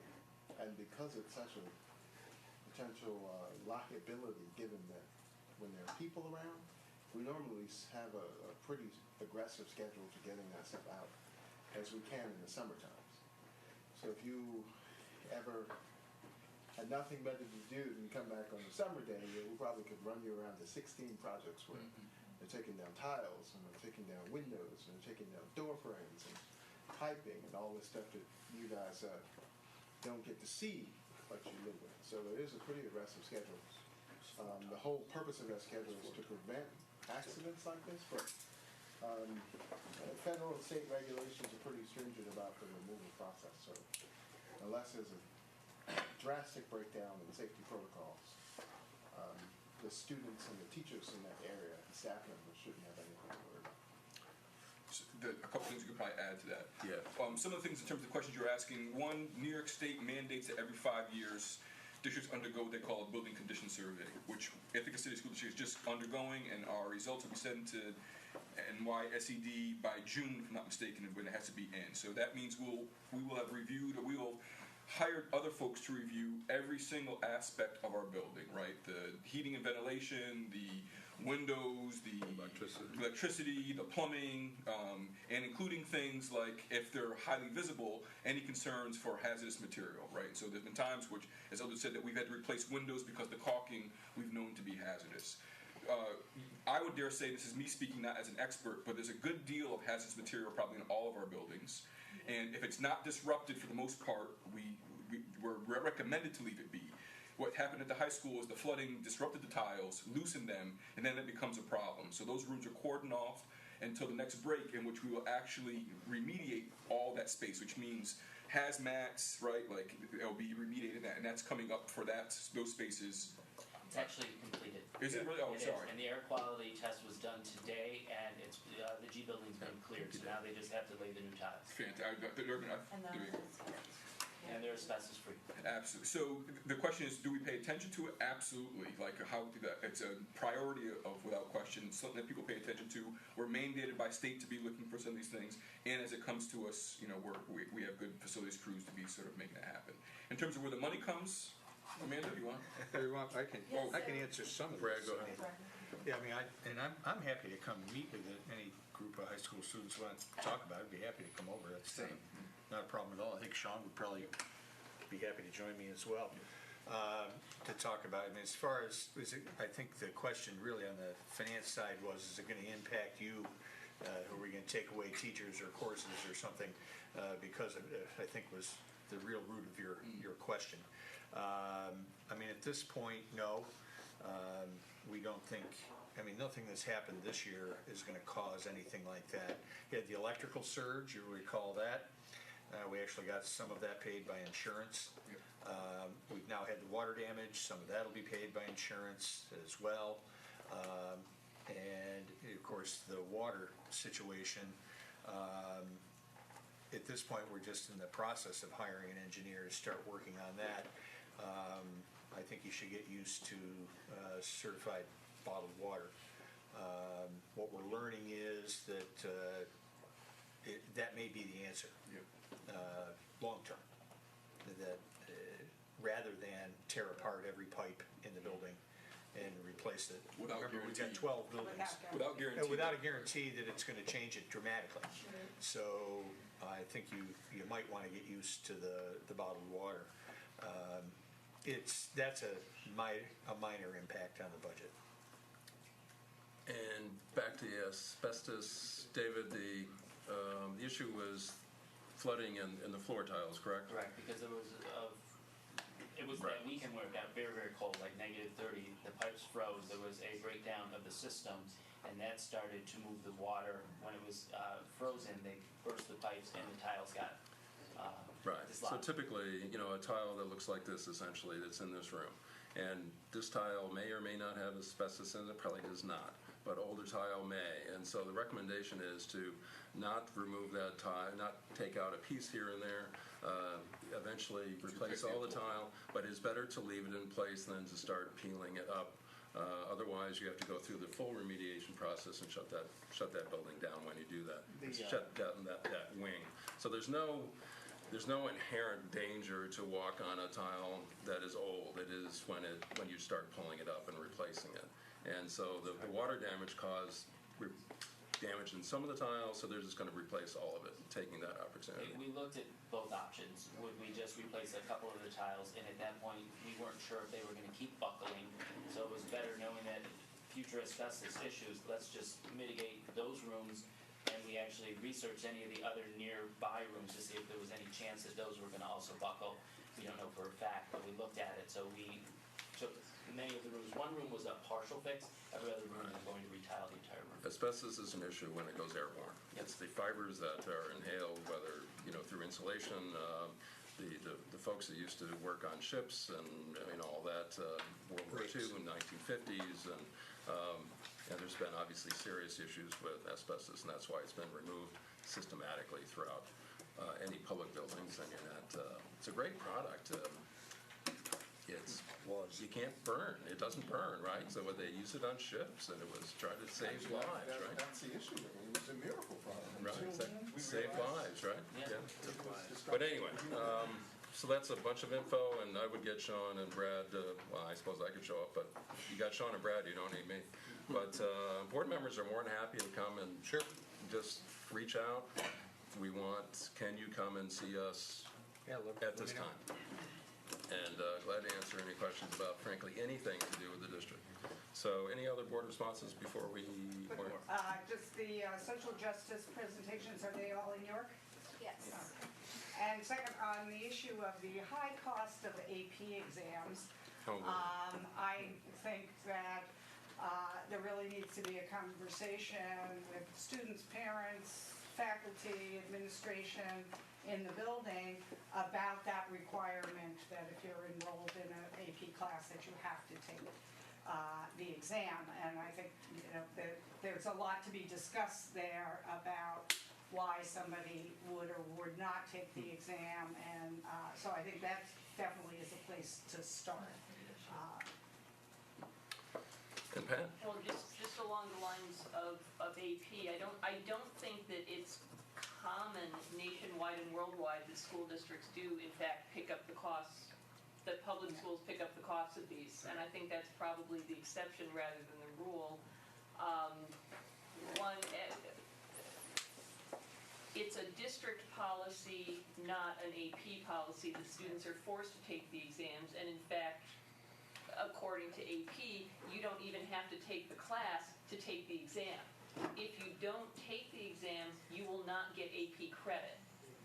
But those AP exam grades come in a couple of months after the semester ends. And so it's been a district policy, I think, to say that if you're going to take this class, you need to be serious and take the exam. I know plenty of districts in other states that put tons of kids in AP classes, inflate their GPAs, and don't even let any of them take the exam because they know they're going to score so badly, they'll pull down their district's rankings. We have a history of very high performance on AP exams due to great teaching of AP classes and very talented students. And we do cover costs for students who are financially needy. For many middle-class parents, it may seem like a lot of money now, but wait till you guys get into college. It's a drop in the bucket. And AP credit can, in fact, go a long way towards cutting costs in a very cost-effective manner. Well, that's a discussion for another time, whether you should really, anyway, it's, so thanks, Pat, thanks for your, it's pretty cynical regarding other districts, but we won't go there. You want me to name names? No. And we need to, are we good? Can we move on? We'll move on, because we'll get to the consent. I'll move the consent as presented. Second? Second by Pat. Fair amount of items, as you can have seen through your board docs, et cetera. Any questions? Do we have the language correct? Right. On Note anything and that the everything? Employees Association collective bargaining agreement is there, being approved. I do not see it. It would be 7F. No, but he means he hasn't seen the actual 7F? agreement. We No, on the agenda. On the agenda, Oh. it's not on there either. Oh, it's on the in-board docs. In board docs. In board, And board decks, 7F. I don't have an F. Are you connected? Yeah. I've got a 7F right there. Okay, you probably didn't refresh. Yeah. We are very happy that we reached agreement with the Employees Association, and more than happy to go ahead and approve, but Brad sees it on 7F, and I see it on 7F. Do we have it up here? there it is. No. Can you scroll to? I'm getting there. Trying to.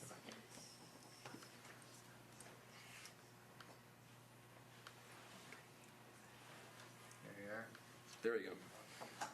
7F. If it's on the screen, it's in public, and we can vote on that. Moved, seconded. Any other questions regarding the consent? Are we good? Sean, go ahead. When was this put on? I don't know, I read it yesterday, I think. I don't know when it was put on, But did you actually see the agreement? That I was, thought so. we The collective approved that already. Yeah, the collective bargaining agreement we saw a week or more ago. Yeah. Right, it was Before the the HR human resources meeting Right. before we actually went to the vote with the Right. Employees Association. So it has not changed since what was put up on the Human Resources meeting? Correct. No. This is just, they have voted and passed, and now it has to come to you after the Employees Association has approved it. We need a better process. No. yes. Again, any questions? Anyone? We're good? All right. Sean, we're good? All right. All in favor? That's everyone. Thank you. So, Dr. Brown. We're to you now, Dr. Brown. Two quick announcements, and I'll be brief. One, the Community Perception Survey will open on April 12th and close on April 26th. I've been sort of plugging this for the last couple of meetings. It's the survey that we hope to increase our response rate on. We ask our community, students, and staff their thoughts on how the district is doing to meet its Board of Education priorities. So be looking for that. We've added some questions this year that really get at our community and students particularly. They're thinking around the digital implementation we've had most recently. So we hope everyone takes an opportunity to do that survey. Also, the town hall we will do again, focusing on budget, and that's when we call thousands of homes, and hopefully around dinner time so folks can eat and listen and call in and ask questions of the board members and staff about the budget.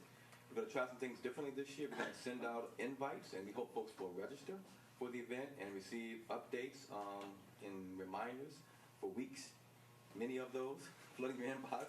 So we're going to try this. We're going to be asking folks to register this year for the Town Hall on May 3rd is the time right now. Those are my two announcements. Thank you. Thanks, Dr. Brown. We will move on to school district business, and I'm seeing academic calendar for 16-17 on my calendar again, on our agenda again. Yeah, Is this the first This is the blush? first time. This is the first For time. this year. Now I'll invite Dr. Landau. 16, 17.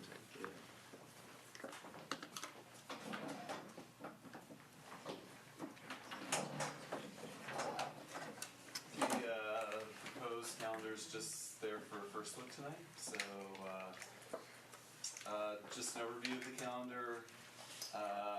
We have, this is both in the teacher contract and reflected in the calendar. Teachers work 187 days. One of those days is sort of like a PD on their own time day, but 186 are on that calendar. We have 182 student days on the calendar. One of the teacher work days or district PLC days is before Labor Day again, which is something we did last year. We this past year we did not have a district-wide PLC day during the school year. We put one in. It is on October 21st. Almost I'd say probably 99% of this calendar is in line with BOCES. We worked hard. We have a lot of students that go between both the high school and BOCES, and so we wanted to make sure that was aligned as much as possible. So I'll open it up to questions. This is a really quick one. I just looked at it really briefly, and the only thing I didn't notice on there, I probably just missed it, but oftentimes you have like a little, like a couple days for snow days, like a little asterisk, like this day, if you have a snow day, you have it often. I didn't see that. Usually there's like 2 of those in there. I wondered if that. My history has been there's been one.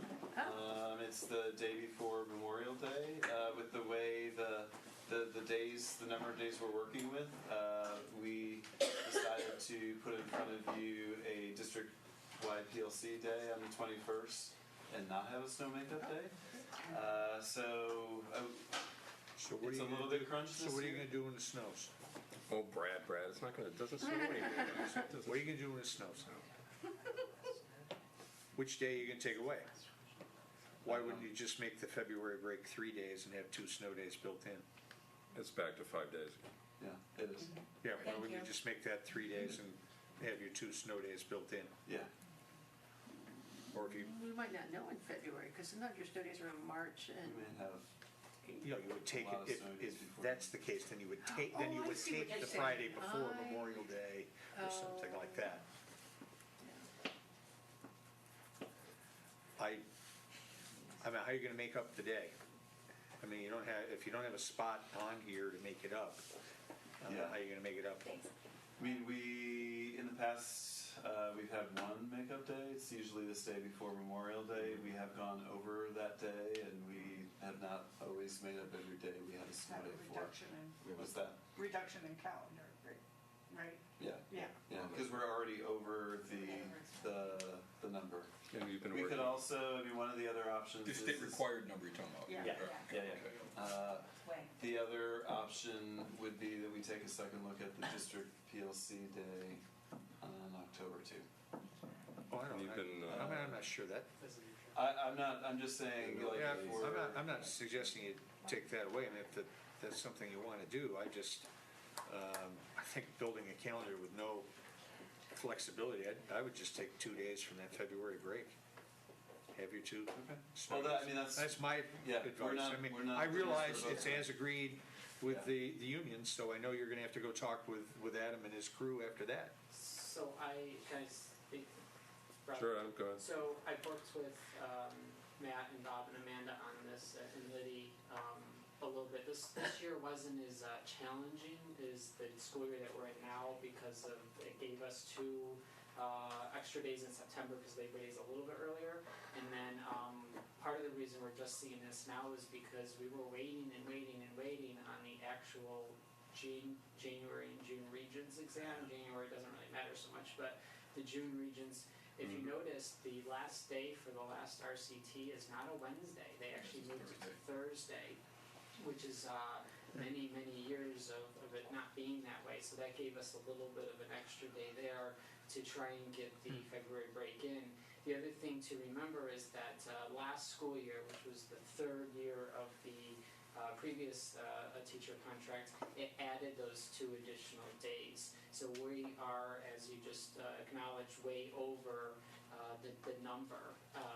So not having the snow makeup day will not be an issue unless Amanda starts wondering about aid because you would drop below. Remember, the commissioner's regs do say that many of those superintendent's conference days count as some of those days. So unless you drop down to probably around 4 snow days, 5, there won't be necessarily an issue in aid.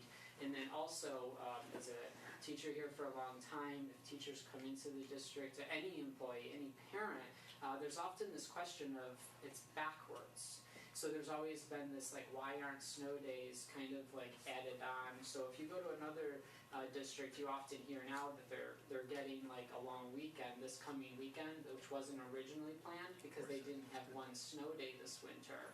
So ours has always been backwards. So if we had a snow day, you instantly then maintain that same amount of school days. And then a couple years ago, there was, if you had a second snow day, you maintained the same amount of days. Now, like last year, I think we had the 1 makeup, so therefore you never went backwards from the original scheduled numbers. In this case, what this would be is that if there was 1 snow day, you would just drop to the 185 and then the 184, and it wouldn't be an issue until the potential of an aid. So I don't know if that helps any, but that's kind of why we... But then you're working fewer days than the contract calls for. We also have waived to do the day before Labor Day to help accommodate the regions in the way that the holidays have fallen the last 2 years. Don't worry, the service union will always be here working. We always would. And we appreciate that. Sean, go ahead. I understand that concept, but I do know from this year it was tough for folks, not tough enough, I want to say it. It was a change not having a full February break. And I knew that is also disruptive for families doing long-term planning as well. So it's not just about the schooling. I know that there was a lot of factors that took place to it. So I understand what Adam's saying in terms of, I was always shocked by that we did it that way as well, that we built in snow days as opposed to sort of adding them on afterwards, which has been the experience I've had elsewhere. But I don't think any way you do it, we're going to find ourselves in a scenario trying to negotiate it, and so it sort of is what it is. But I'd be more inclined to leave it as a full week break for folks and try to negotiate when we have to, should that phenomenal Ithaca weather come our way. I don't know if I think it will. I just don't see how you're going to add a day when you have snow. I don't understand where you're going to put it back in. There aren't many places. Yeah, I don't think they're not putting going to put it back in. You bought it, but you're not. The taxpayers have paid for it, but you're not going to put it back in. Assuming that we have inclement weather that causes us to lose a full day. So I'm not just giving that up. I don't want to say that, right? Okay. All bets are going to get destroyed next year to make up for this. Right. And we have done the shortened February break before. This year wasn't the only time it's been done. Just to point that out. Sure. I do point out President's Day was the one day that we used to have, but I point that out all the time. So back in my time, we had Lincoln and Washington's birthdays off. Separately. Yeah. Separate days, same. I remember that. But that's okay, because I'm old and I graduated a long time ago, and we're not going to talk about calendar anymore, or... We will put a draft, emphasis on the draft part. We'll put that up on the district website for public input as well. So I certainly look forward. Right, I certainly look forward to the full 182 student-facing days. We would like the instructional days maintained. That is why they are there, and Pressure's on me then. 100% of 182. It's don't live in Ithaca if you don't want to get cold once in a while. But anyway, we'll. This typically is a moving target, but we will. I think we're going to look at this again at some point. So we're going to move on, and because we don't have to vote on this, correct? No, we're just. Thank you. For information Appreciate that. purposes. And now we were going to come back for just a few minutes on the Ithaca Festival use of Marcus Flats. We do need to get into our budget discussion, so if you wish to come up and answer questions, or is this an action item? Am I doing anything tonight with this, or what's the deal? Are we advising the administration, or are we voting on something? Right now we're advising us on Okay. what to take forward to him in compensation. So we talked a bit earlier. Chris, you had a question.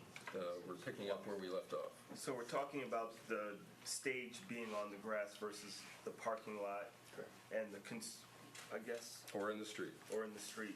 And I'm just picturing Marcos Flats now, and has there been previous conversation with this as far as why we wouldn't do it, or I'm just trying to play catch up with the dialogue here? We read it in the paper before we were aware of it, I believe. I read it. That's where this started. We began a conversation November, December, and submitted paperwork. Yeah, and, but we never saw it. because this is the first time, and to my understanding, it's the first time that this has happened. Anybody outside the school district has tried to sign out the park. There wasn't really a protocol to deal with it. Right. The communication went to us. It was very. Right. It just seemed like it was approved. That was the communication. That it was. That was how the communication came to me. So it was a bit of surprise when I read in the paper that the Ithaca Festival is using Marcos Flats, which is school district property for the festival. So it was, and it was the first I had heard of it. And again, I don't have to know everything that goes on, but it's typically that would come before a committee, and we would discuss. Okay, where's the beer tent going to be? Okay, where's the beer tent going to be? The beer tent's not going to be on school district property. Where is it going to be? It's going to be on the street. What street? Court Street. Court Street. So in between GIAC and BJM and the field, there's going to be a beer tent. That was discussed. But no beer's going to make it. It's all beer. Yeah, the beer garden has to be fenced. It has to be fenced. Okay. It has to be enclosed with security. So Court Street is going to be shut off. Is Albany Street going to be shut off as well? Albany. I'm from out of town actually, so give me the mapping gets me a little. The east end of Marcos Flats. Albany, Plain Street. Well, Plain Street. East end. Street. Albany's the east end of the block. Is it going to be blocked off, or is it going to be? Albany. The pool side of it. Yes. Yeah. At the intersection of Court, it will be. Yeah. Yeah. No, I'm just asking. Just trying to get an idea. What you're. Yeah. With the layout. My experience with Ithaca Festival, pretty extensive, 7 years on the Commons, and before that, other capacities. If you're worried about alcohol, from our perspective, we're worried about minors because we're a school board members, we're not the city. The fenced-in properties, I know the security, they're going to be pretty good.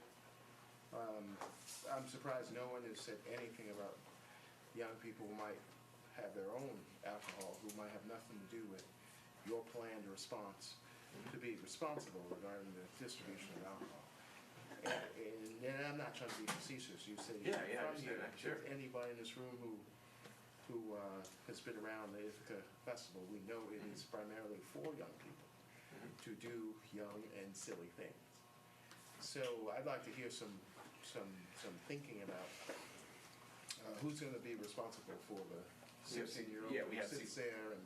We have security that will be there to police the park. You know, in terms of Ithaca PD, their staffing, I know that they are having issues with being overextended, so I'm not sure what they're going to be able to staff there, but we will have security to cover the beer garden and to cover the field and to cover the park. You know, so they'll walk around and police it as good as security can at a concert, at a concert setting. Well, you're asking a school district to hold a concert, so it's not going to be. The standard operating procedure is not going to be suitable for us. That's what you're hearing, right? We're not a city property. You're asking a school district to host a festival in which we know minors are going to drink, right? So take this seriously. Absolutely. Come up with some thoughts absolutely. and of course. some thinking about how you're going to protect this. Go ahead, Sean. I'm trying to shift the dialogue and conversation. I find this to be an opportunity for the Ithaca City School District to partner with an organization to provide one of the biggest events that we hold in our community every year. I think it's a testament to what we did in Marcos Flats, despite the fact that we had so much turmoil, and particularly even my own qualms about tearing down a historic building, that we have redone a park in which people actually want to spend time in, as opposed to what we were considering, and so that part feels good. And I think what I'd like to do is say to the Ithaca Festival folks is, you understand what our concerns are. particularly around notions of tobacco and alcohol. You understand our concerns around the grass and the seating, because we're trying to get a baseball field there.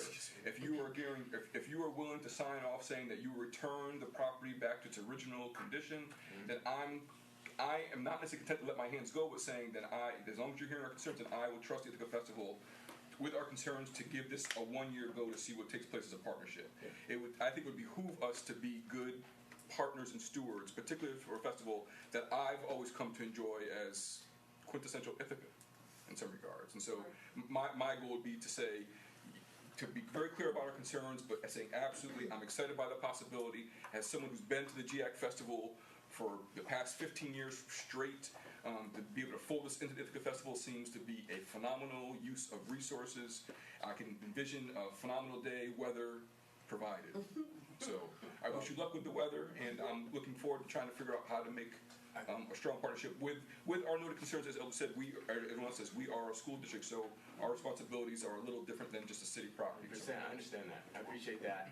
We are only going to be there during the daylight hours as well. We're not going to be there into the night. It's going to be shut down in time to go to the Commons for the headliner. So in terms of policing drinking, the younger people, and tobacco, it makes it a lot easier when it's daylight.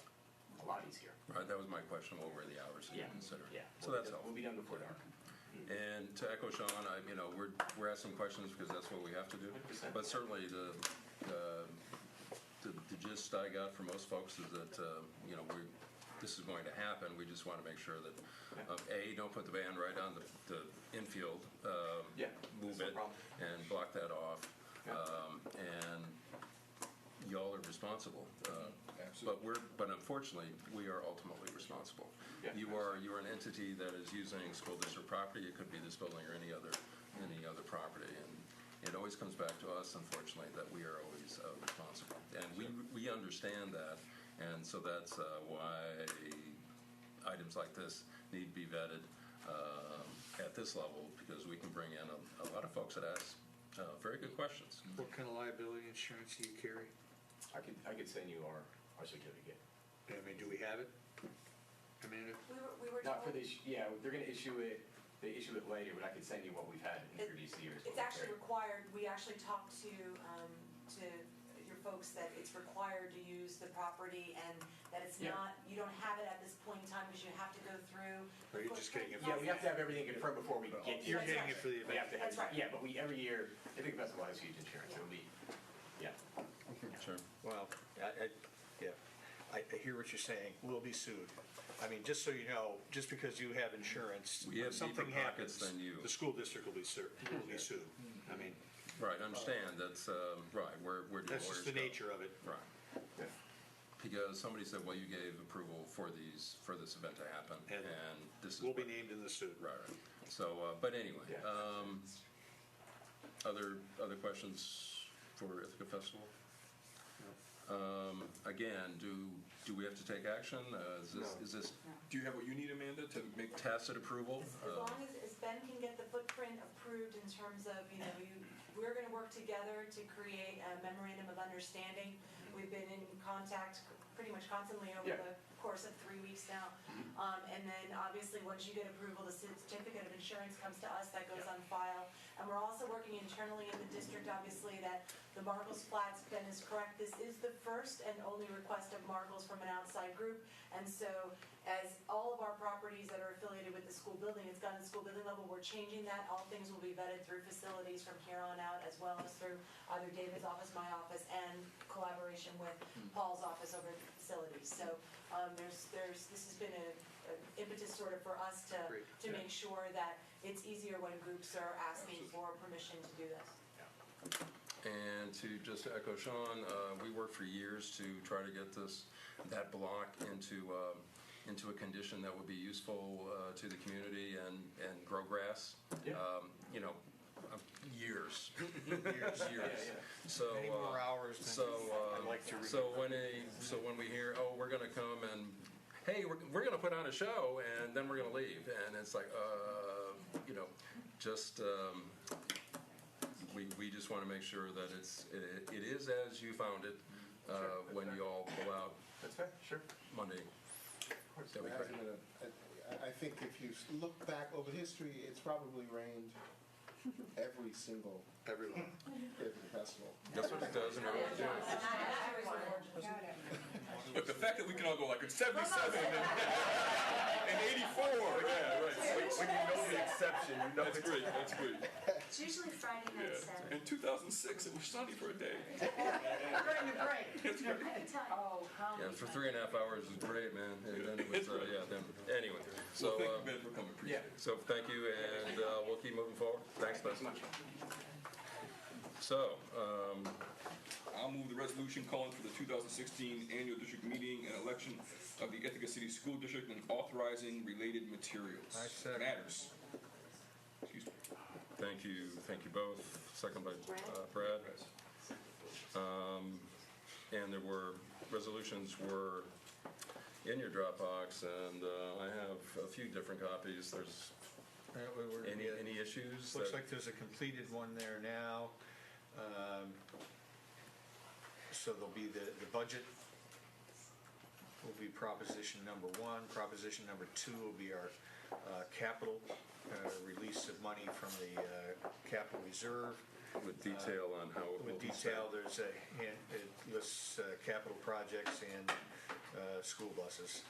And then also, there's going to be a Proposition 3, which is to allow the lease of some land on the Enfield site to the Enfield Community Council, as we've discussed before. This is to give them a 30-year lease with a 10-year option to lease that land. Mutually agreed upon 10-year option, or who exercises that right? For term 10, nominal amount together with conditions. It doesn't, the resolution itself doesn't have that. It may be in the lease agreement, The lease though. would have the specifics. Where do you have it? I think the objective was to allow an option so that another vote wasn't required. Gotcha, okay. Yeah. I think the idea is that it's an option, but there'll be conditions to meet it. Yeah. But Sure. I think the objective was to say to the public, this is likely to be a 40-year lease of that land. Because the lease mentioned that at the 10-year extension could be negotiated a different rent, and this is now saying same rent for $1 a year, right? That's This says $1 a year for both terms. sounds like a plan.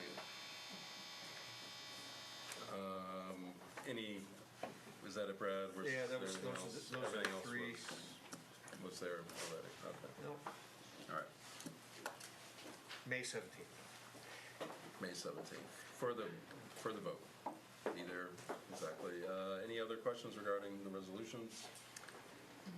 The language has been vetted and approved. The attorneys. And the dates are hopefully correct, and, all right. So, all in favor? That is everyone. So, the item that I wanted to concentrate tonight on, well, the board hoped to concentrate on tonight was the budget, Amanda. And do we need to take a break? How long? You want to take 5? For us, yes, we have about 10 minutes of framing, 10, 15 minutes, and then it's going to be discussion. So, do we need a break? Yes? Yep. Why don't, we'll take 5 while you guys continue to get set up, but we don't want to short shrift the budget. I wasn't vocal enough.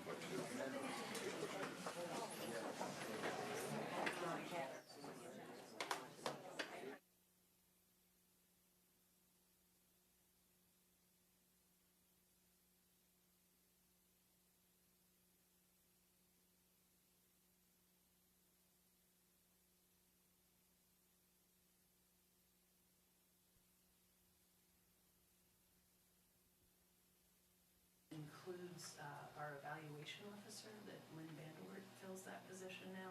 She does a lot of our data work, works on the APPR, making sure we're maintaining the regulations and that the principals are getting the work done that needs to get done and it's all getting checked off at the state level. She also does a lot of professional development. This also includes 2 other behind-the-scenes positions. One is our pre-K coordinator / PD work that is done with Caitlin Brom is doing that work this year. And also this year we have funded 0.4 of an ENL coordinator. So it's not ESOL anymore, remember it's ENL, English as a New Language. And we have a lot of new regulations there, and we mainly want to meet the needs of parents coming into the district and supporting them, not only in understanding the process, but also just understanding all the paperwork they get. So a lot of the translation and interpretation, and then having translators and interpreters for the state testing. So we have a person working on that this year to support students that are in those situations. Does that include pre-K? Pre-K is actually an interfund transfer, it'll be coming up soon. Oh, yeah, sorry. And this is base salaries, not including any benefits. That is correct, benefits are also in a separate category, okay, as well. What would the number be roughly if we threw benefits in? Skip to that Where you're slide. You wanna go all the way ahead to benefits? Yeah, just, yeah, go ahead, go to benefits. Well, sure, if Yeah. if we can do it. Answer the question. Yeah, there, you went past it. Oh, I went past it, sorry about that. Here. So it's another 32 million Just, I think. among That's grants. for all employees. That's for the entire employee Sure. base, correct. Right. And the benefits, as you can see, so we have some employees that are employee retirement system, some that are in teacher retirement system. The reason why we see a decrease is mainly because ERS and TRS, those are the sort of acronyms for it, they are going down.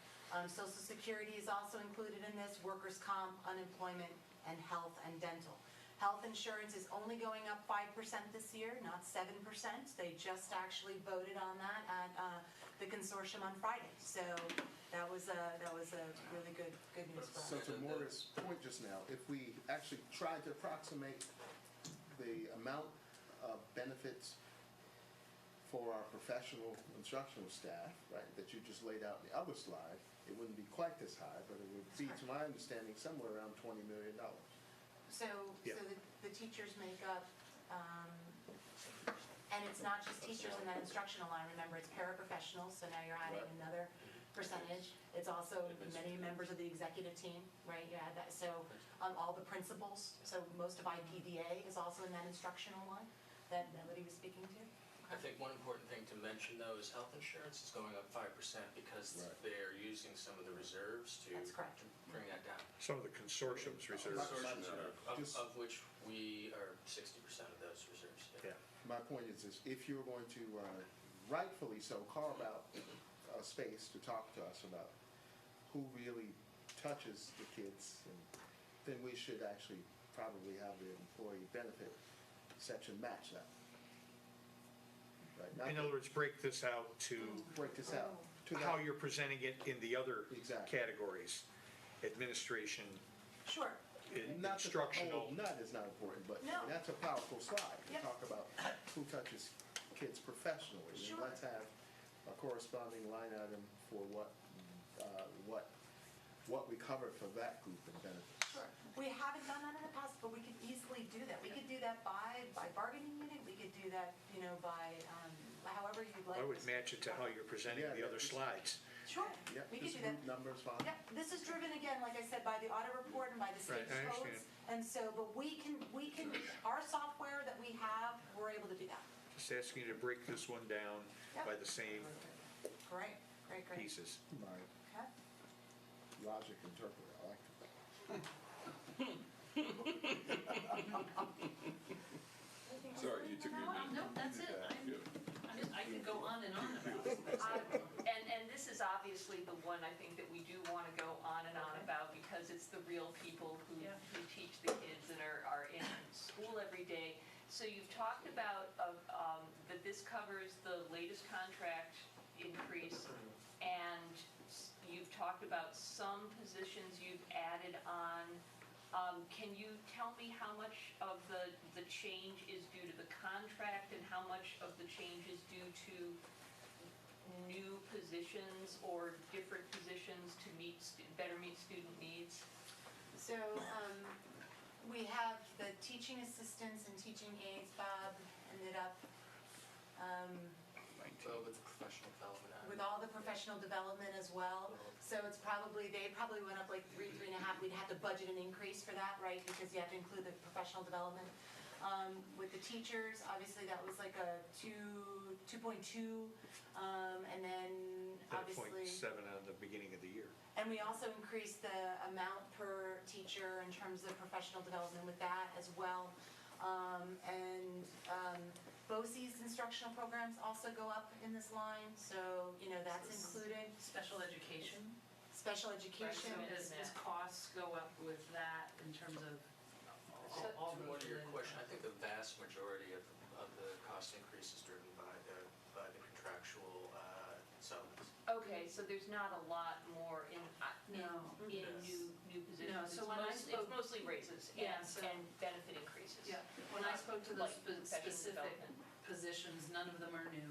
Okay. They're just, I was just noting where some of this money goes to, but they aren't, those were not to speak to change. I'm happy to see some more staff development coming in. That's been a loss for us.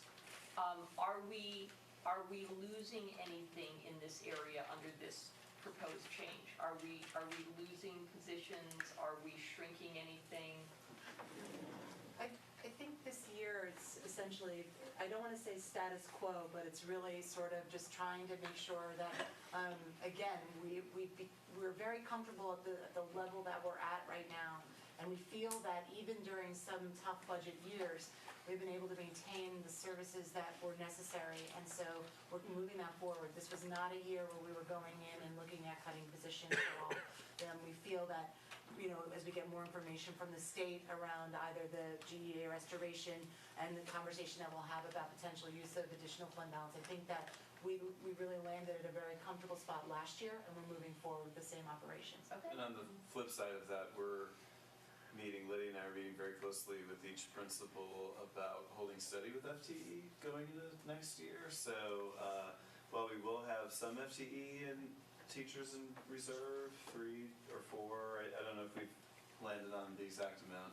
We're really working with each school to have like a hold steady with FTE unless some school has an unpredicted really large kindergarten class next year or something.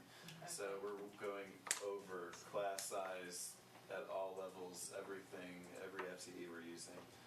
And we're in the midst of that right now, so we're ready for the summer and the incoming group of kids that we get. How are we gonna control the aid FTE count going forward? I mean, you were up some 19 this year. Yeah. How are we gonna control that going forward? I can't give you like an exact strategy, but we've had some pretty blunt meetings with the leadership team about it. Some of these things, I am the ultimate approver of many of these, and some of these aids are coming into situations where it's really well needed. So we're looking at it as a whole admin group. We've created a smaller, focused committee of 3 principals, Sheila McHenry, Director of Special Education, myself, and a few CSE chairs. And we're really looking at, we're kind of seeing it as a 2-year effort. So we're looking at the way IEPs are written right now. We're looking at sort of the typical year and the either emergencies that come up or the new children that come in that need additional support, and how we can sort of, in some cases, use existing staff to support. In other cases, we need to hire. But we're trying to kind of analyze it from a systems perspective, because if we feel like if we just try to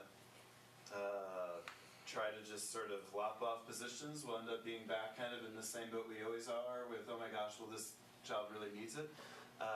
Part of that also is training. We feel actually part of the teacher's contract is that each teacher who wants to can receive TCI training, which is therapeutic crisis intervention training. Lydia's been working hard to figure out a way to supply all of that. But that, the more a teacher is skilled in that area, the less they may need a one-to-one aid for a specific child. So that's not a quick fix, but we've been talking a lot about this for the last month, really, and we'll be focused on it really for the next 2 years. And then another piece that's even broader than the specific TCI training is we're really trying to build back up the new teacher support that we have. We used to have, a sort of a 2-year cycle for any new teacher in the district, and as things shifted, that fell away. And one of the pieces we're working on, in addition to the TCI, is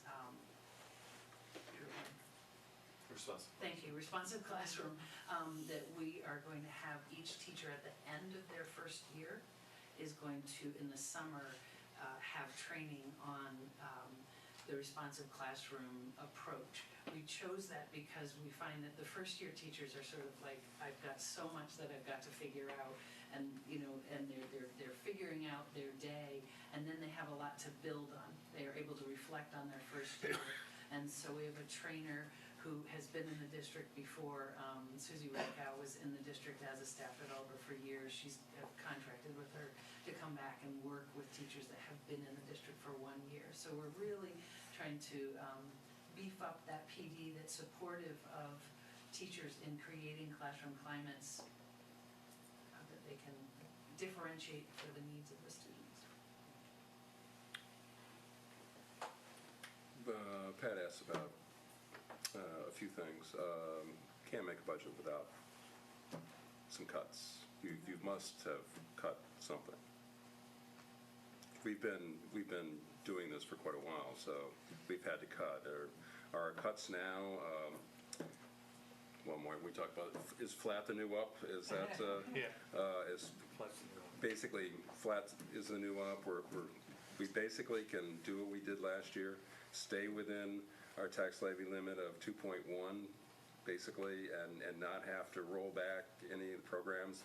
Our ask is to think, what we're giving up are those things that we really would like to do, but we still can't do. Is that the situation that we're in right now? This budget represents no growth. We are proposing to use some fund balance, so you want to get to that? Well, I mean, we will. I'm just talking really big picture here as you're putting together this budget. Right. We're now looking that we have to cut $5 million out of the budget because our costs are going up by X to do what we did last year. I mean, typically, in order to do what we did last year, it would always cost X, and right? you'll actually see that there are some places where we'd have to increase because, for instance, additional routes because of McKinney-Vento or because of a trip to Cortland. Right, we're going to have to see an increase. two more routes for transportation, correct? Something like that, right? So we're talking extracurriculars, athletics. The budget isn't, we're not losing coaches if we're maintaining our modified programs. For finer performing arts, we can still do the Boynton musical. We're not having to raise money to do that. We've been there. That's what we've had to do. The community had to go out and make these things happen. So you're looking at slight increases to those budgets, or they're at least flat. They're pretty flat. So I think I'm saying we're pretty flat. So Very flat. That's the new up. Remember, our revenue is increasing by $2.7 million. We have worked, I think this is a representation of the work all year long to try to make sure that we are matching our real expenditure with our revenue. And we all remember the year when we went over the tax cap where it became the new norm. That school district that was created that year, that was a budget that we asked the taxpayers to pay more, but they were actually getting less. And we have really held tight to sort of that. So when you ask, is this the budget, right? This is the budget, but it's the new norm. Remember, this is not the budget of 4 years ago where we had a lot of things that we wish we could have sustained, or we want to, if we could again, bring them back. This is the new norm, and we've held the line, and I think our principals, this speaks to our budget, our directors, this speaks to our staff instructionally. They have really understood the situation that the district has been in, and they have really absolutely risen to the occasion. So I think this is a representation of our new norm. Which pieces does the board wants us to skip to? Because right now we're sort of let it roll through. covering all spaces, but it could be on. The data processing unit is really where technology is housed. I'd like to remind folks that this includes all leases. So this is the leases for, and we call it leases, but it's really like a payment plan. You take what it's going to cost you and put it over the course of time. This is all of the staff, right, that are included. So when your computer breaks or your phone needs some repair, you call and they show up, right? This is all of the copiers. This is all of the telephones, both cell and desk. This is all of the Aruba points, data points, of access points that we have. This is our support, our infrastructure. So this is much more than just Chromebooks. This is comprehensively, in addition, the staff that support Lynn in terms of data management. So we're talking about a tremendous number of devices and infrastructure and people that go behind this budget. Okay? Community services, you have to put this on there, it's the pool supervisor because it's a category of the audit, it doesn't really fluctuate. Transportation, David Brown? So Jim and Kyle met with the finance committee last night, and while you see an increase here, it really is a similar status quo budget. There is the needs of our children and the needs to have drivers and bus aides. For instance, when we were just talking about this trip to Cortland, that's a very expensive trip, but it's what our children, our special needs children need. There's 3 students with 2 bus aides, and we looked at it, and they desperately need those 2 aides plus the driver. It's a very expensive. And this is the program we'd like to have them host at TST. Yes. Right, we're in, That's moving along. that's It moving is, along very well. Yes, there's a few districts that want to participate. and- Moving along in time for this coming September? Yes. Yes. So you may be able to do away with the Cortland trip. We may. I may understand. have a regional primary autism program at BOCES. Thank you. All indications say that it's going to happen. Okay, Yeah. and they have the space for it. Amazing. So would For that one, yes. would that change that figure then? Well, we need to budget for it in case it isn't available, so we have to make sure that we're ready to support that. There are some needs for parts and equipment that was shared last night. For instance, the tires that Kyle shared, the tires that we purchased are very good tires, but they're running bald very quickly. So there are just certain needs that Kyle, who is our new fleet manager, is doing great work trying to work with a very, very large organization in our transportation. There's a new contract, so there's increased PD, professional development for our employees association, $90,000 again in the budget for our new vehicles, and a lot of that is adding up to that 7.47%. And Jim has asked for emergency radios for years, so that's in his budget. There'll be 3 emergency radios. They'll be housed with Jim, my office, and then one other place in case of an emergency. So little pieces like that, but it's basically a And rule. that's because cell phones don't work? Sometimes when he needs to get a hold of someone, he can't get them right away, and this will get to emergency vehicles immediately. Other districts have used them, and it's a proposal he's had probably for his entire tenure with us. And there are a lot of dead spaces in our countryside. Especially at Enfield and Carolina. Yeah, yep. But they're not all gonna have it. You're only gonna have 3 of these. Correct, this is going That to. doesn't solve that problem. No, Pat. but this is going to, but if there was a bus driver there and he needed to call in, and then the whole transition process to make sure that we get emergency vehicles where they need to get. Right, specifically, Jim Ellis, or the Director of Transportation, being able to call the sheriff Correct. directly. It does, it And goes right into. not trying to get him on the a cell sheriff's phone, office. or not trying to go to a call center, it's calling directly to. And he has said he's called the sheriff before and he gets voicemail. So, Right, you know, well, this is, right, it is more an emergency Yes. service for, just 3 phones, Yeah. strategically. and it might be 2. We're looking at our options and the need. Sure. Yeah, David mentioned the $90,000, just please as a reminder to the public as well, that is not for district vehicles that are buses. Buses are on a proposition, that'll be proposition 2. That is for actually the maintenance vehicles and the large lawnmowers, the thing, what we use to plow and dump. So I'm glad that you brought that up, David, because we want to make sure that is very clear to the public.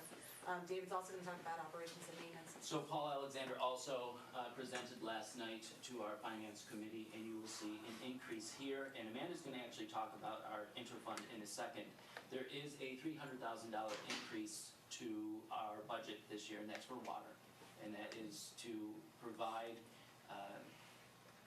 budgetary dollars for our engineering firm and also for the actual water that's in the buildings.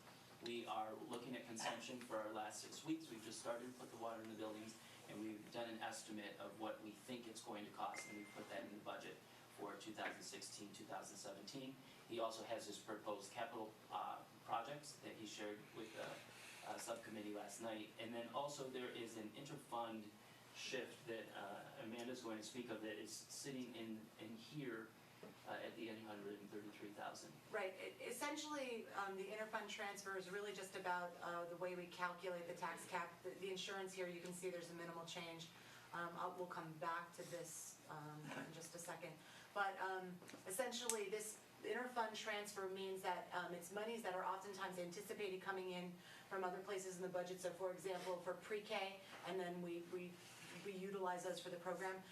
Actually, for the tax cap calculation, you actually would like to have, we worked on the tax cap. It was much better for us to have the operating and maintenance budget whole and have limited amounts in the capital transfer. It helped our tax cap calculation.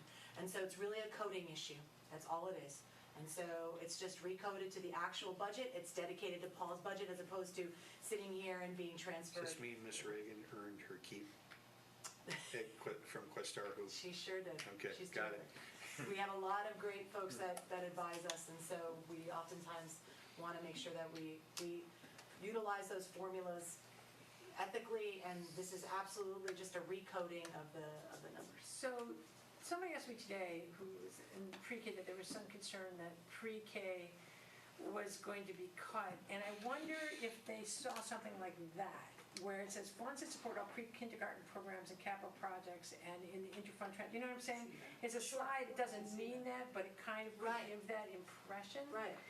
And I guess, I don't truly understand this. Well, it says Sorry. decrease is due to internal changes in the coding of capital-related costs. So if Okay. you read it, it doesn't say pre-K, but Right. it is reduced. Pre-K is actually flat.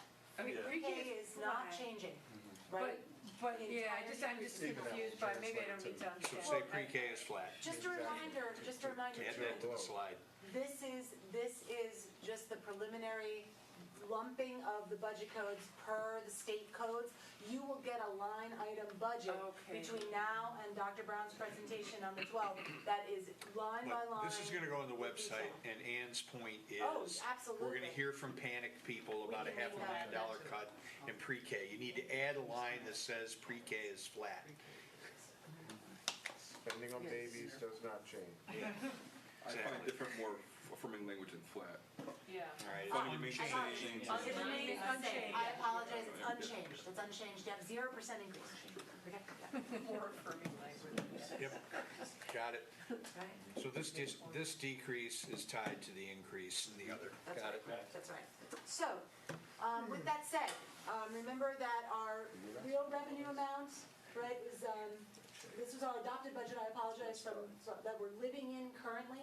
You're going to see a proposed change of $3.12 million, which is a 2.7% change from the 15-16 moving forward to 16-17.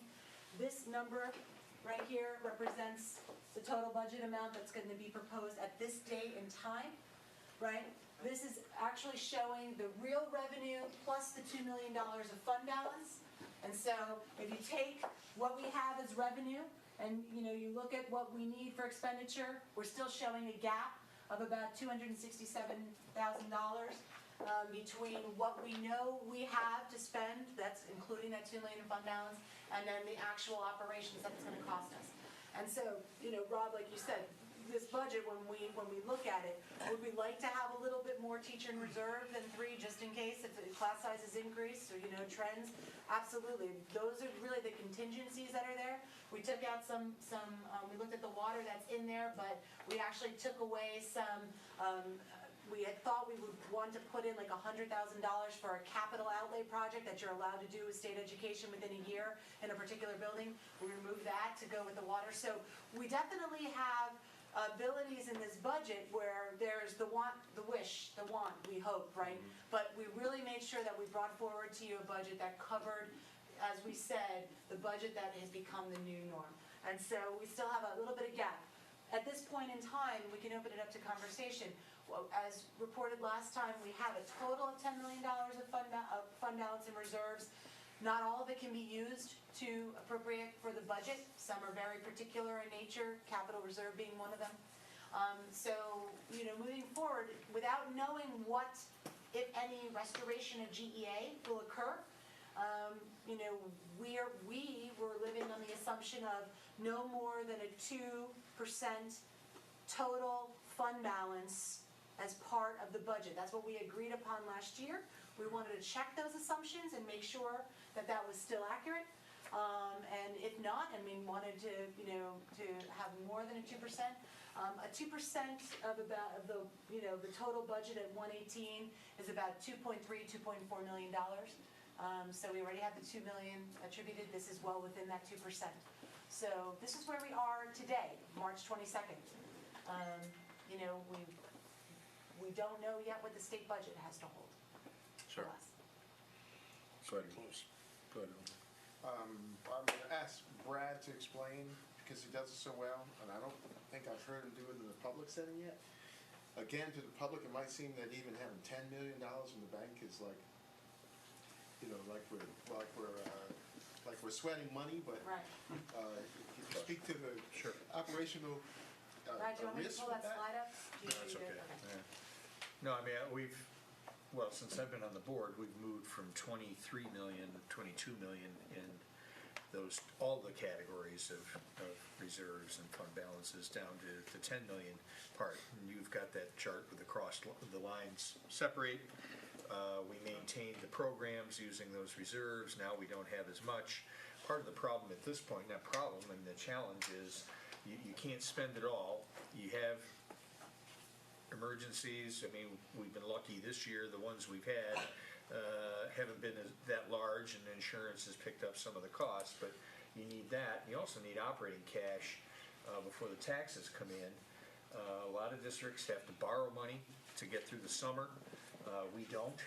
We'd like to stay in that situation, to not have to do annual borrowing to just meet payroll until tax receipts come in. So there are a number of reasons not to spend your money down to zero.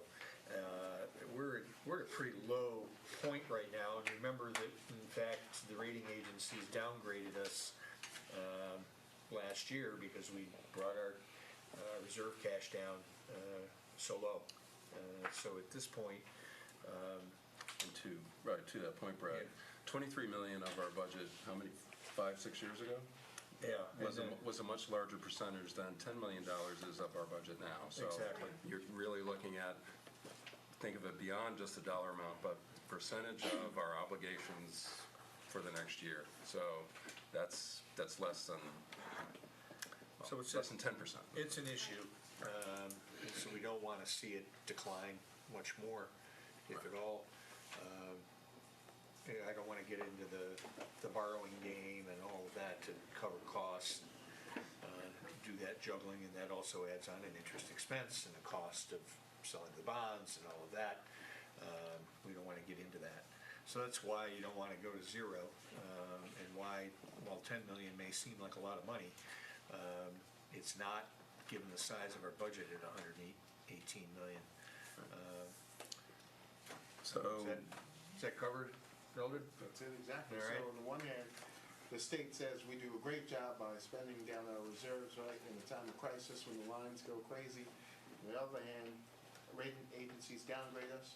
We're running on this really thin margin, and you know, it's just important for the public to understand. We all have to grow in our understanding of what all these numbers mean.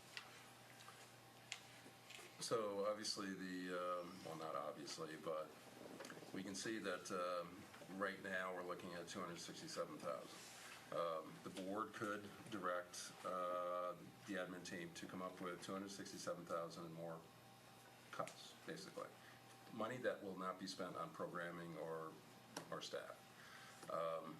You know, right now, I mean, we've talked a little bit. Worst case scenario, the governor's executive budget, basically we're looking at the moderate income small city districts would get 30% of their GEA back. Which is what's in this assumption, right? You assumed that piece of this is the governor's proposal. So this is assuming we get back 330,000 of our GEA. Additional. Right, that's already in here, right. I usually take the most conservative at this point in time, until I see the budget. It really would not would not be responsible of me to go forward with my. So we are hoping that the rest of the GEA that is not already in this budget will be returned to the district. Worst case scenario that, okay, they do 50%, they don't come up with an agreement, we're still hurt that way. State aid is essentially still, foundation aid is still flat. That's considered, that's in this budget as well. A flat foundation aid number. So it's really that GEA number will alleviate that 267 to some extent. We've just talked about the $10 million in fund balance. Really, our decision is, until we know more information as to, okay, we'll take $267,000 out of fund balance. That's where it's going to have to come from if we do not want to do more cuts. Well, I think at this point, not knowing what the final state budget is, I guess the management team should be prepared to take $267,000 out of that budget. But we don't know yet where the state aid number is going to end up, so I think you should have your thoughts on where you want to go with it. I mean, we've overridden the cap once. I don't see us overriding the cap again here, especially since we're benefiting from the calculation this year. We're getting a 2.1%, and there's districts around us. I know the city of Cortland's is negative, so I don't think this is the time to propose going over. So I mean, for tonight, I'd say, I think this is surprisingly close, actually. But I think management should be prepared to come back at, 117,867, if that's where we need to be, and see where the state budget ends up. They're working on it as we speak. I loved it. I saw one piece today. The governor said we're very near to it, and Speaker Heastie said we're not even in the same zip code. So surprising they were in the same room. Question. So I understand that recommendation. I'm actually put forward a different recommendation. There's no doubt that we've been dipping in the fund balance. We can't continue to do so. Given this number and given the uncertainty of the state, I'd be much more inclined saying to not have you think about what we're going to cut, to think about how we may find $267,000 out of a fund balance and drop us down even a little bit lower to be 1.5, whatever. We're below our 4%. Last I checked for. We're at 3.9%. So 3.9. We're close. We're really close. So, and not that that's a long-term strategy. It's a strategy that we've done for years prior. As Elder just said, we've both been knocked for doing that and rewarded for doing that. But I don't know that I'm interested in I don't know if I'm interested in going through the conversation about what to remove from the budget, given the ways in which those conversations ultimately play out as one board member. But like Brad said, I'm glad that we're that. I mean, it's close. We've been. It's been millions. We've been $4 million away before, so I mean, this seems doable no matter which way we go about it. That we can make it happen. Pat, go ahead. I'm going to say this is my first year on the board where the two numbers have lined up and we're not taking massive amounts out of the fund balance, and that makes me happy and relieved. I tend to agree with Sean that it is very close, and I am hopeful that the chances of getting more than the governor's proposal are there. I think so. But you can't count on it. 267,000 is a lot less to take out than 2 million or 3 million or 4 million or 5 million. So this is so far the best preliminary budget I've seen In quite a few years. in my entire time on the board. Now that this is like budget number 5. Things, let me ask, for the board to expand on this direction to me. I'm going to be presenting April 12th. Between now and then, this target is moving pretty quickly.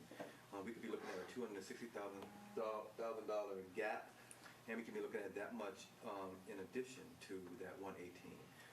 What would the board have us do? Prepare a budget that is restoring some of the painful cuts from previous years if receiving more revenue. Because, I mean, the GA is 1.1 million. One of the proposals eliminates the entire GEA. Right. And so then we're looking at, which I've said in many of these budget presentations, when we're adding things, that's even a tougher conversation. In our community. So we could be looking at restoring things, or do we look at building back our fund balance? I would like that direction from the board, if the board is willing to help me with that tonight. Right, that's, go ahead, Chris. I like to split the difference. So we add to fund balance and we restore some things. And I'd like to see kind of a priority list of, if you could do a wish list, what would you restore immediately? Sure. Go ahead, Ian. We've heard the teachers for the last several weeks come and talk to us about how much they're up against their limit, their capacity in the classroom to do certain things and to work the magic that we want them to work. So I would humbly submit that I ask for priority to be the things that will decrease that pressure on our teachers. And I'm not sure at this point it's extra TAs, right? Because we've already been lauded for having a lot, but professional development, whatever it's going to take to give them more confidence in their classrooms. Go Brad, then Chris. Yeah, I think I'd lean toward bringing back some of the coaching positions you had. I think that'll provide some relief to classroom teachers to get some of that expertise in the buildings. And not just expertise, I don't want to imply the teachers aren't expert at what they're doing, but the assistance for them in the building. Sure. And I think PD time, I mean, we hear it time and again. We had a pretty robust program, 4 years ago? 5 years ago. It's much smaller now. As long as it stays focused, It's very as long as the targeted. PD stays focused on our goals and doesn't just become a potpourri of things like I saw 10 years ago, I'd like to see it stay focused. But if it stays focused, I think some additional resources there will serve us well. Go Chris. I just wanted to ask E what he thought the stress relievers were. I just don't. Moira's got an answer. But It always, all right, I'm actually going to defer to Maura first. She has 25 years of We appreciate that, Ian. So, 35. Let us I think we know. need to ask teachers what the stress relievers are. And similar, like, I think we need to ask teachers, what would you add back in? And ask them, if we had to cut 267, 612, what do you think that, it's there because we believed, or I wasn't here yet, but it's there because we believed it was going to serve our goal of student achievement, student success. But not everything works the way it's intended. So that, I'm really concerned that, and I know this is the intention, that things are really being evaluated, programs, positions are being evaluated to determine whether they're doing what they're intended to do. And I think teachers have a lot to tell us about whether something that looks good on paper is actually doing it. And I know Liddy and Amanda are having sessions with teachers right now about the budget. And to that point, we've had those kind of conversations, and what, from my experience, what we've run up against is now because our budget is so heavy with staff, many of the folks who would be commenting on their own effectiveness are the folks, folks are going to offer up their program because it means something to them. Right. To say it right simply. So I've conducted a lot of these kind of conversations, and it always comes down to that program versus that one, and folks advocating for their own turf. Because 84% of our budget now are people. Right. Yeah. Chris, Pat? Oh, I wanted just to put in a plug for sustainability, just like one of the points in the last discussion when we were looking at revenues was that we didn't cut staff when, involuntarily, when we were up against budget problems. We used that money, those reserves, to keep people employed and to give buyouts to help teachers retire who might have wanted to retire and not ask people who didn't want to lose their jobs. And I would just want to have any kind of additions be looked at cautiously, in the sense that if even the whole GEA is given back this year, that's a one-shot deal, and then we can't we can't add that on next year when we're not going to have the 2.1% to go to the district with, and we might be looking at a flat or a negative tax cap. I mean, hopefully we won't, because we have a growing economy. But I would like to see the people who are here getting more of what they need. I would frankly put in a plug for looking at starting salaries, which are on the low side. See if we could do something about that. But as far as, taking care of the people we have, rather than just, oh, hey, we've got some money along the way, let's add on more people, because then that can become very painful if we have to pull back next year. Yeah. The state is very capricious and can't be counted on. Pat using the economic indicators and the big words. There we go. We love it. Go ahead. Next, a sports metaphor. I know. And I'm all for sustainability and recognize that the state is capricious, so what is now could change. But helping understand how the elimination of the gap elimination adjustment is a one-shot deal. I mean, it Brings us up to an aid number that meets the calculation of our aid. So then next year, it would just go up by whatever percentage they add to it. So The aid, right. So you're not going to get $1 million jump. Right. You're going to get 3% of that $1 million, if that's what. Right. So you're going to get 30,000. Right. But the million stays in. The million stays in there. It's a new base, right. It's a new base. It gets you back to the base that you should have had. Right. But you're not going to get $1 million jump next year. Right. So if your expenses continue to run up 2.5% here, you're going to need $3 million, and aid's only going to go up $500,000 or $600,000 or something. So that's why it's not sustainable to just tack it all on.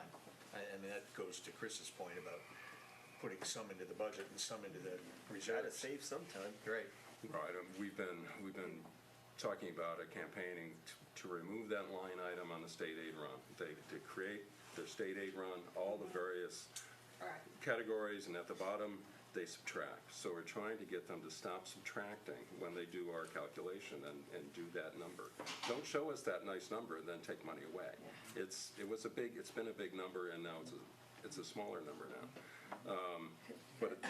So that will change the dynamic going forward if they do that. But precedent has been set. They can always do it again.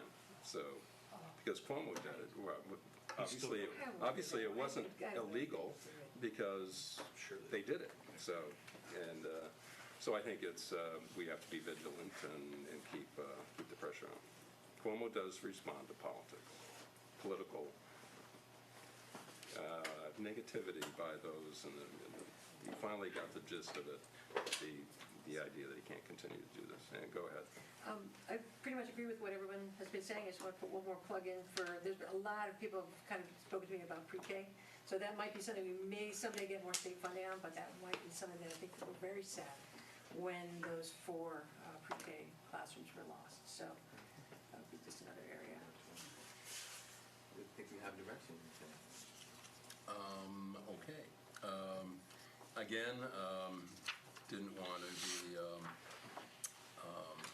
disbelieving of a flat budget and that we could do a flat budget, but But it's a result of many years of work to get to the point where, I've been sitting here and the basic calculation of a rollover budget, right? And the rollover budget always was larger by a lot, many millions of dollars just to roll over what we did this year to replicate and do again. And so again, I'm trying to wrap my head around how we're basically able to come in on a flat budget. I talked to a county legislator today.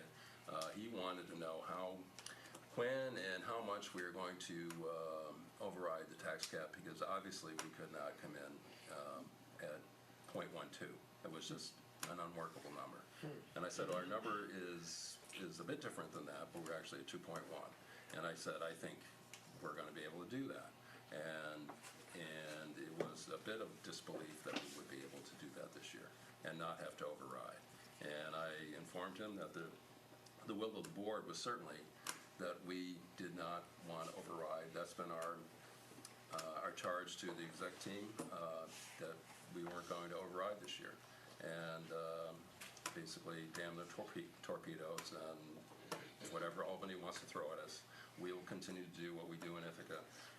Regardless of how we're compared to other districts, and we're the top district north of Westchester County for how we support teachers, supposedly, for the amount of aides we have. We have 300 support staff in this district. Supposedly we're one of 3 districts that they looked at in the state out of 383.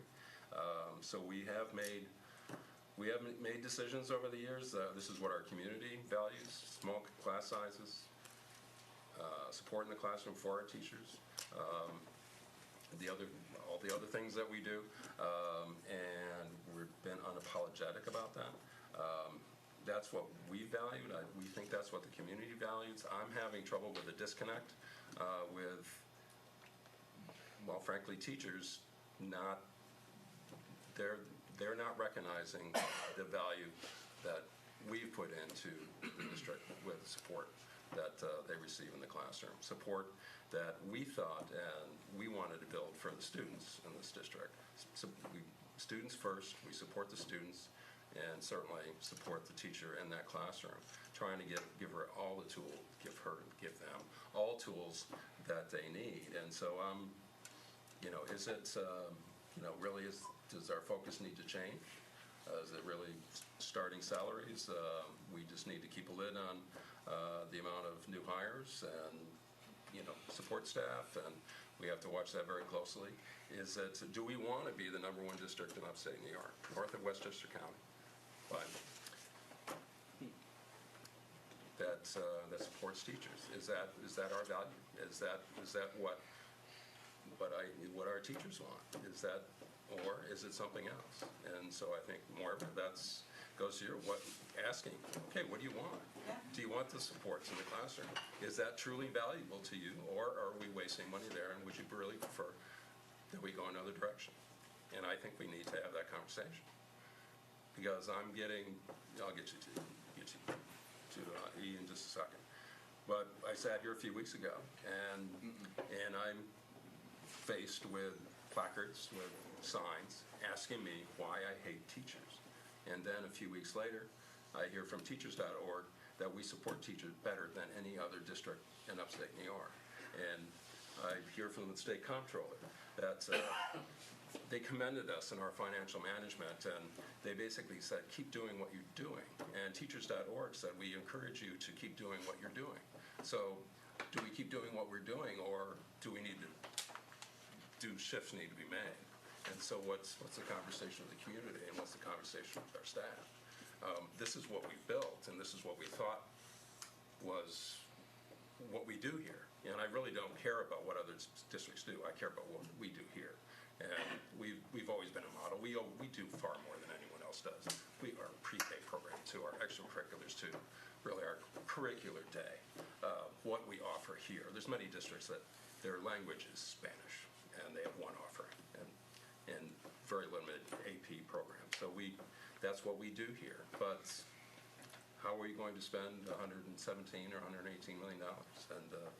And we're gonna start negotiations again. What is that gonna look like? So flat is the new up. So if we're really gonna be pretty flat and try to be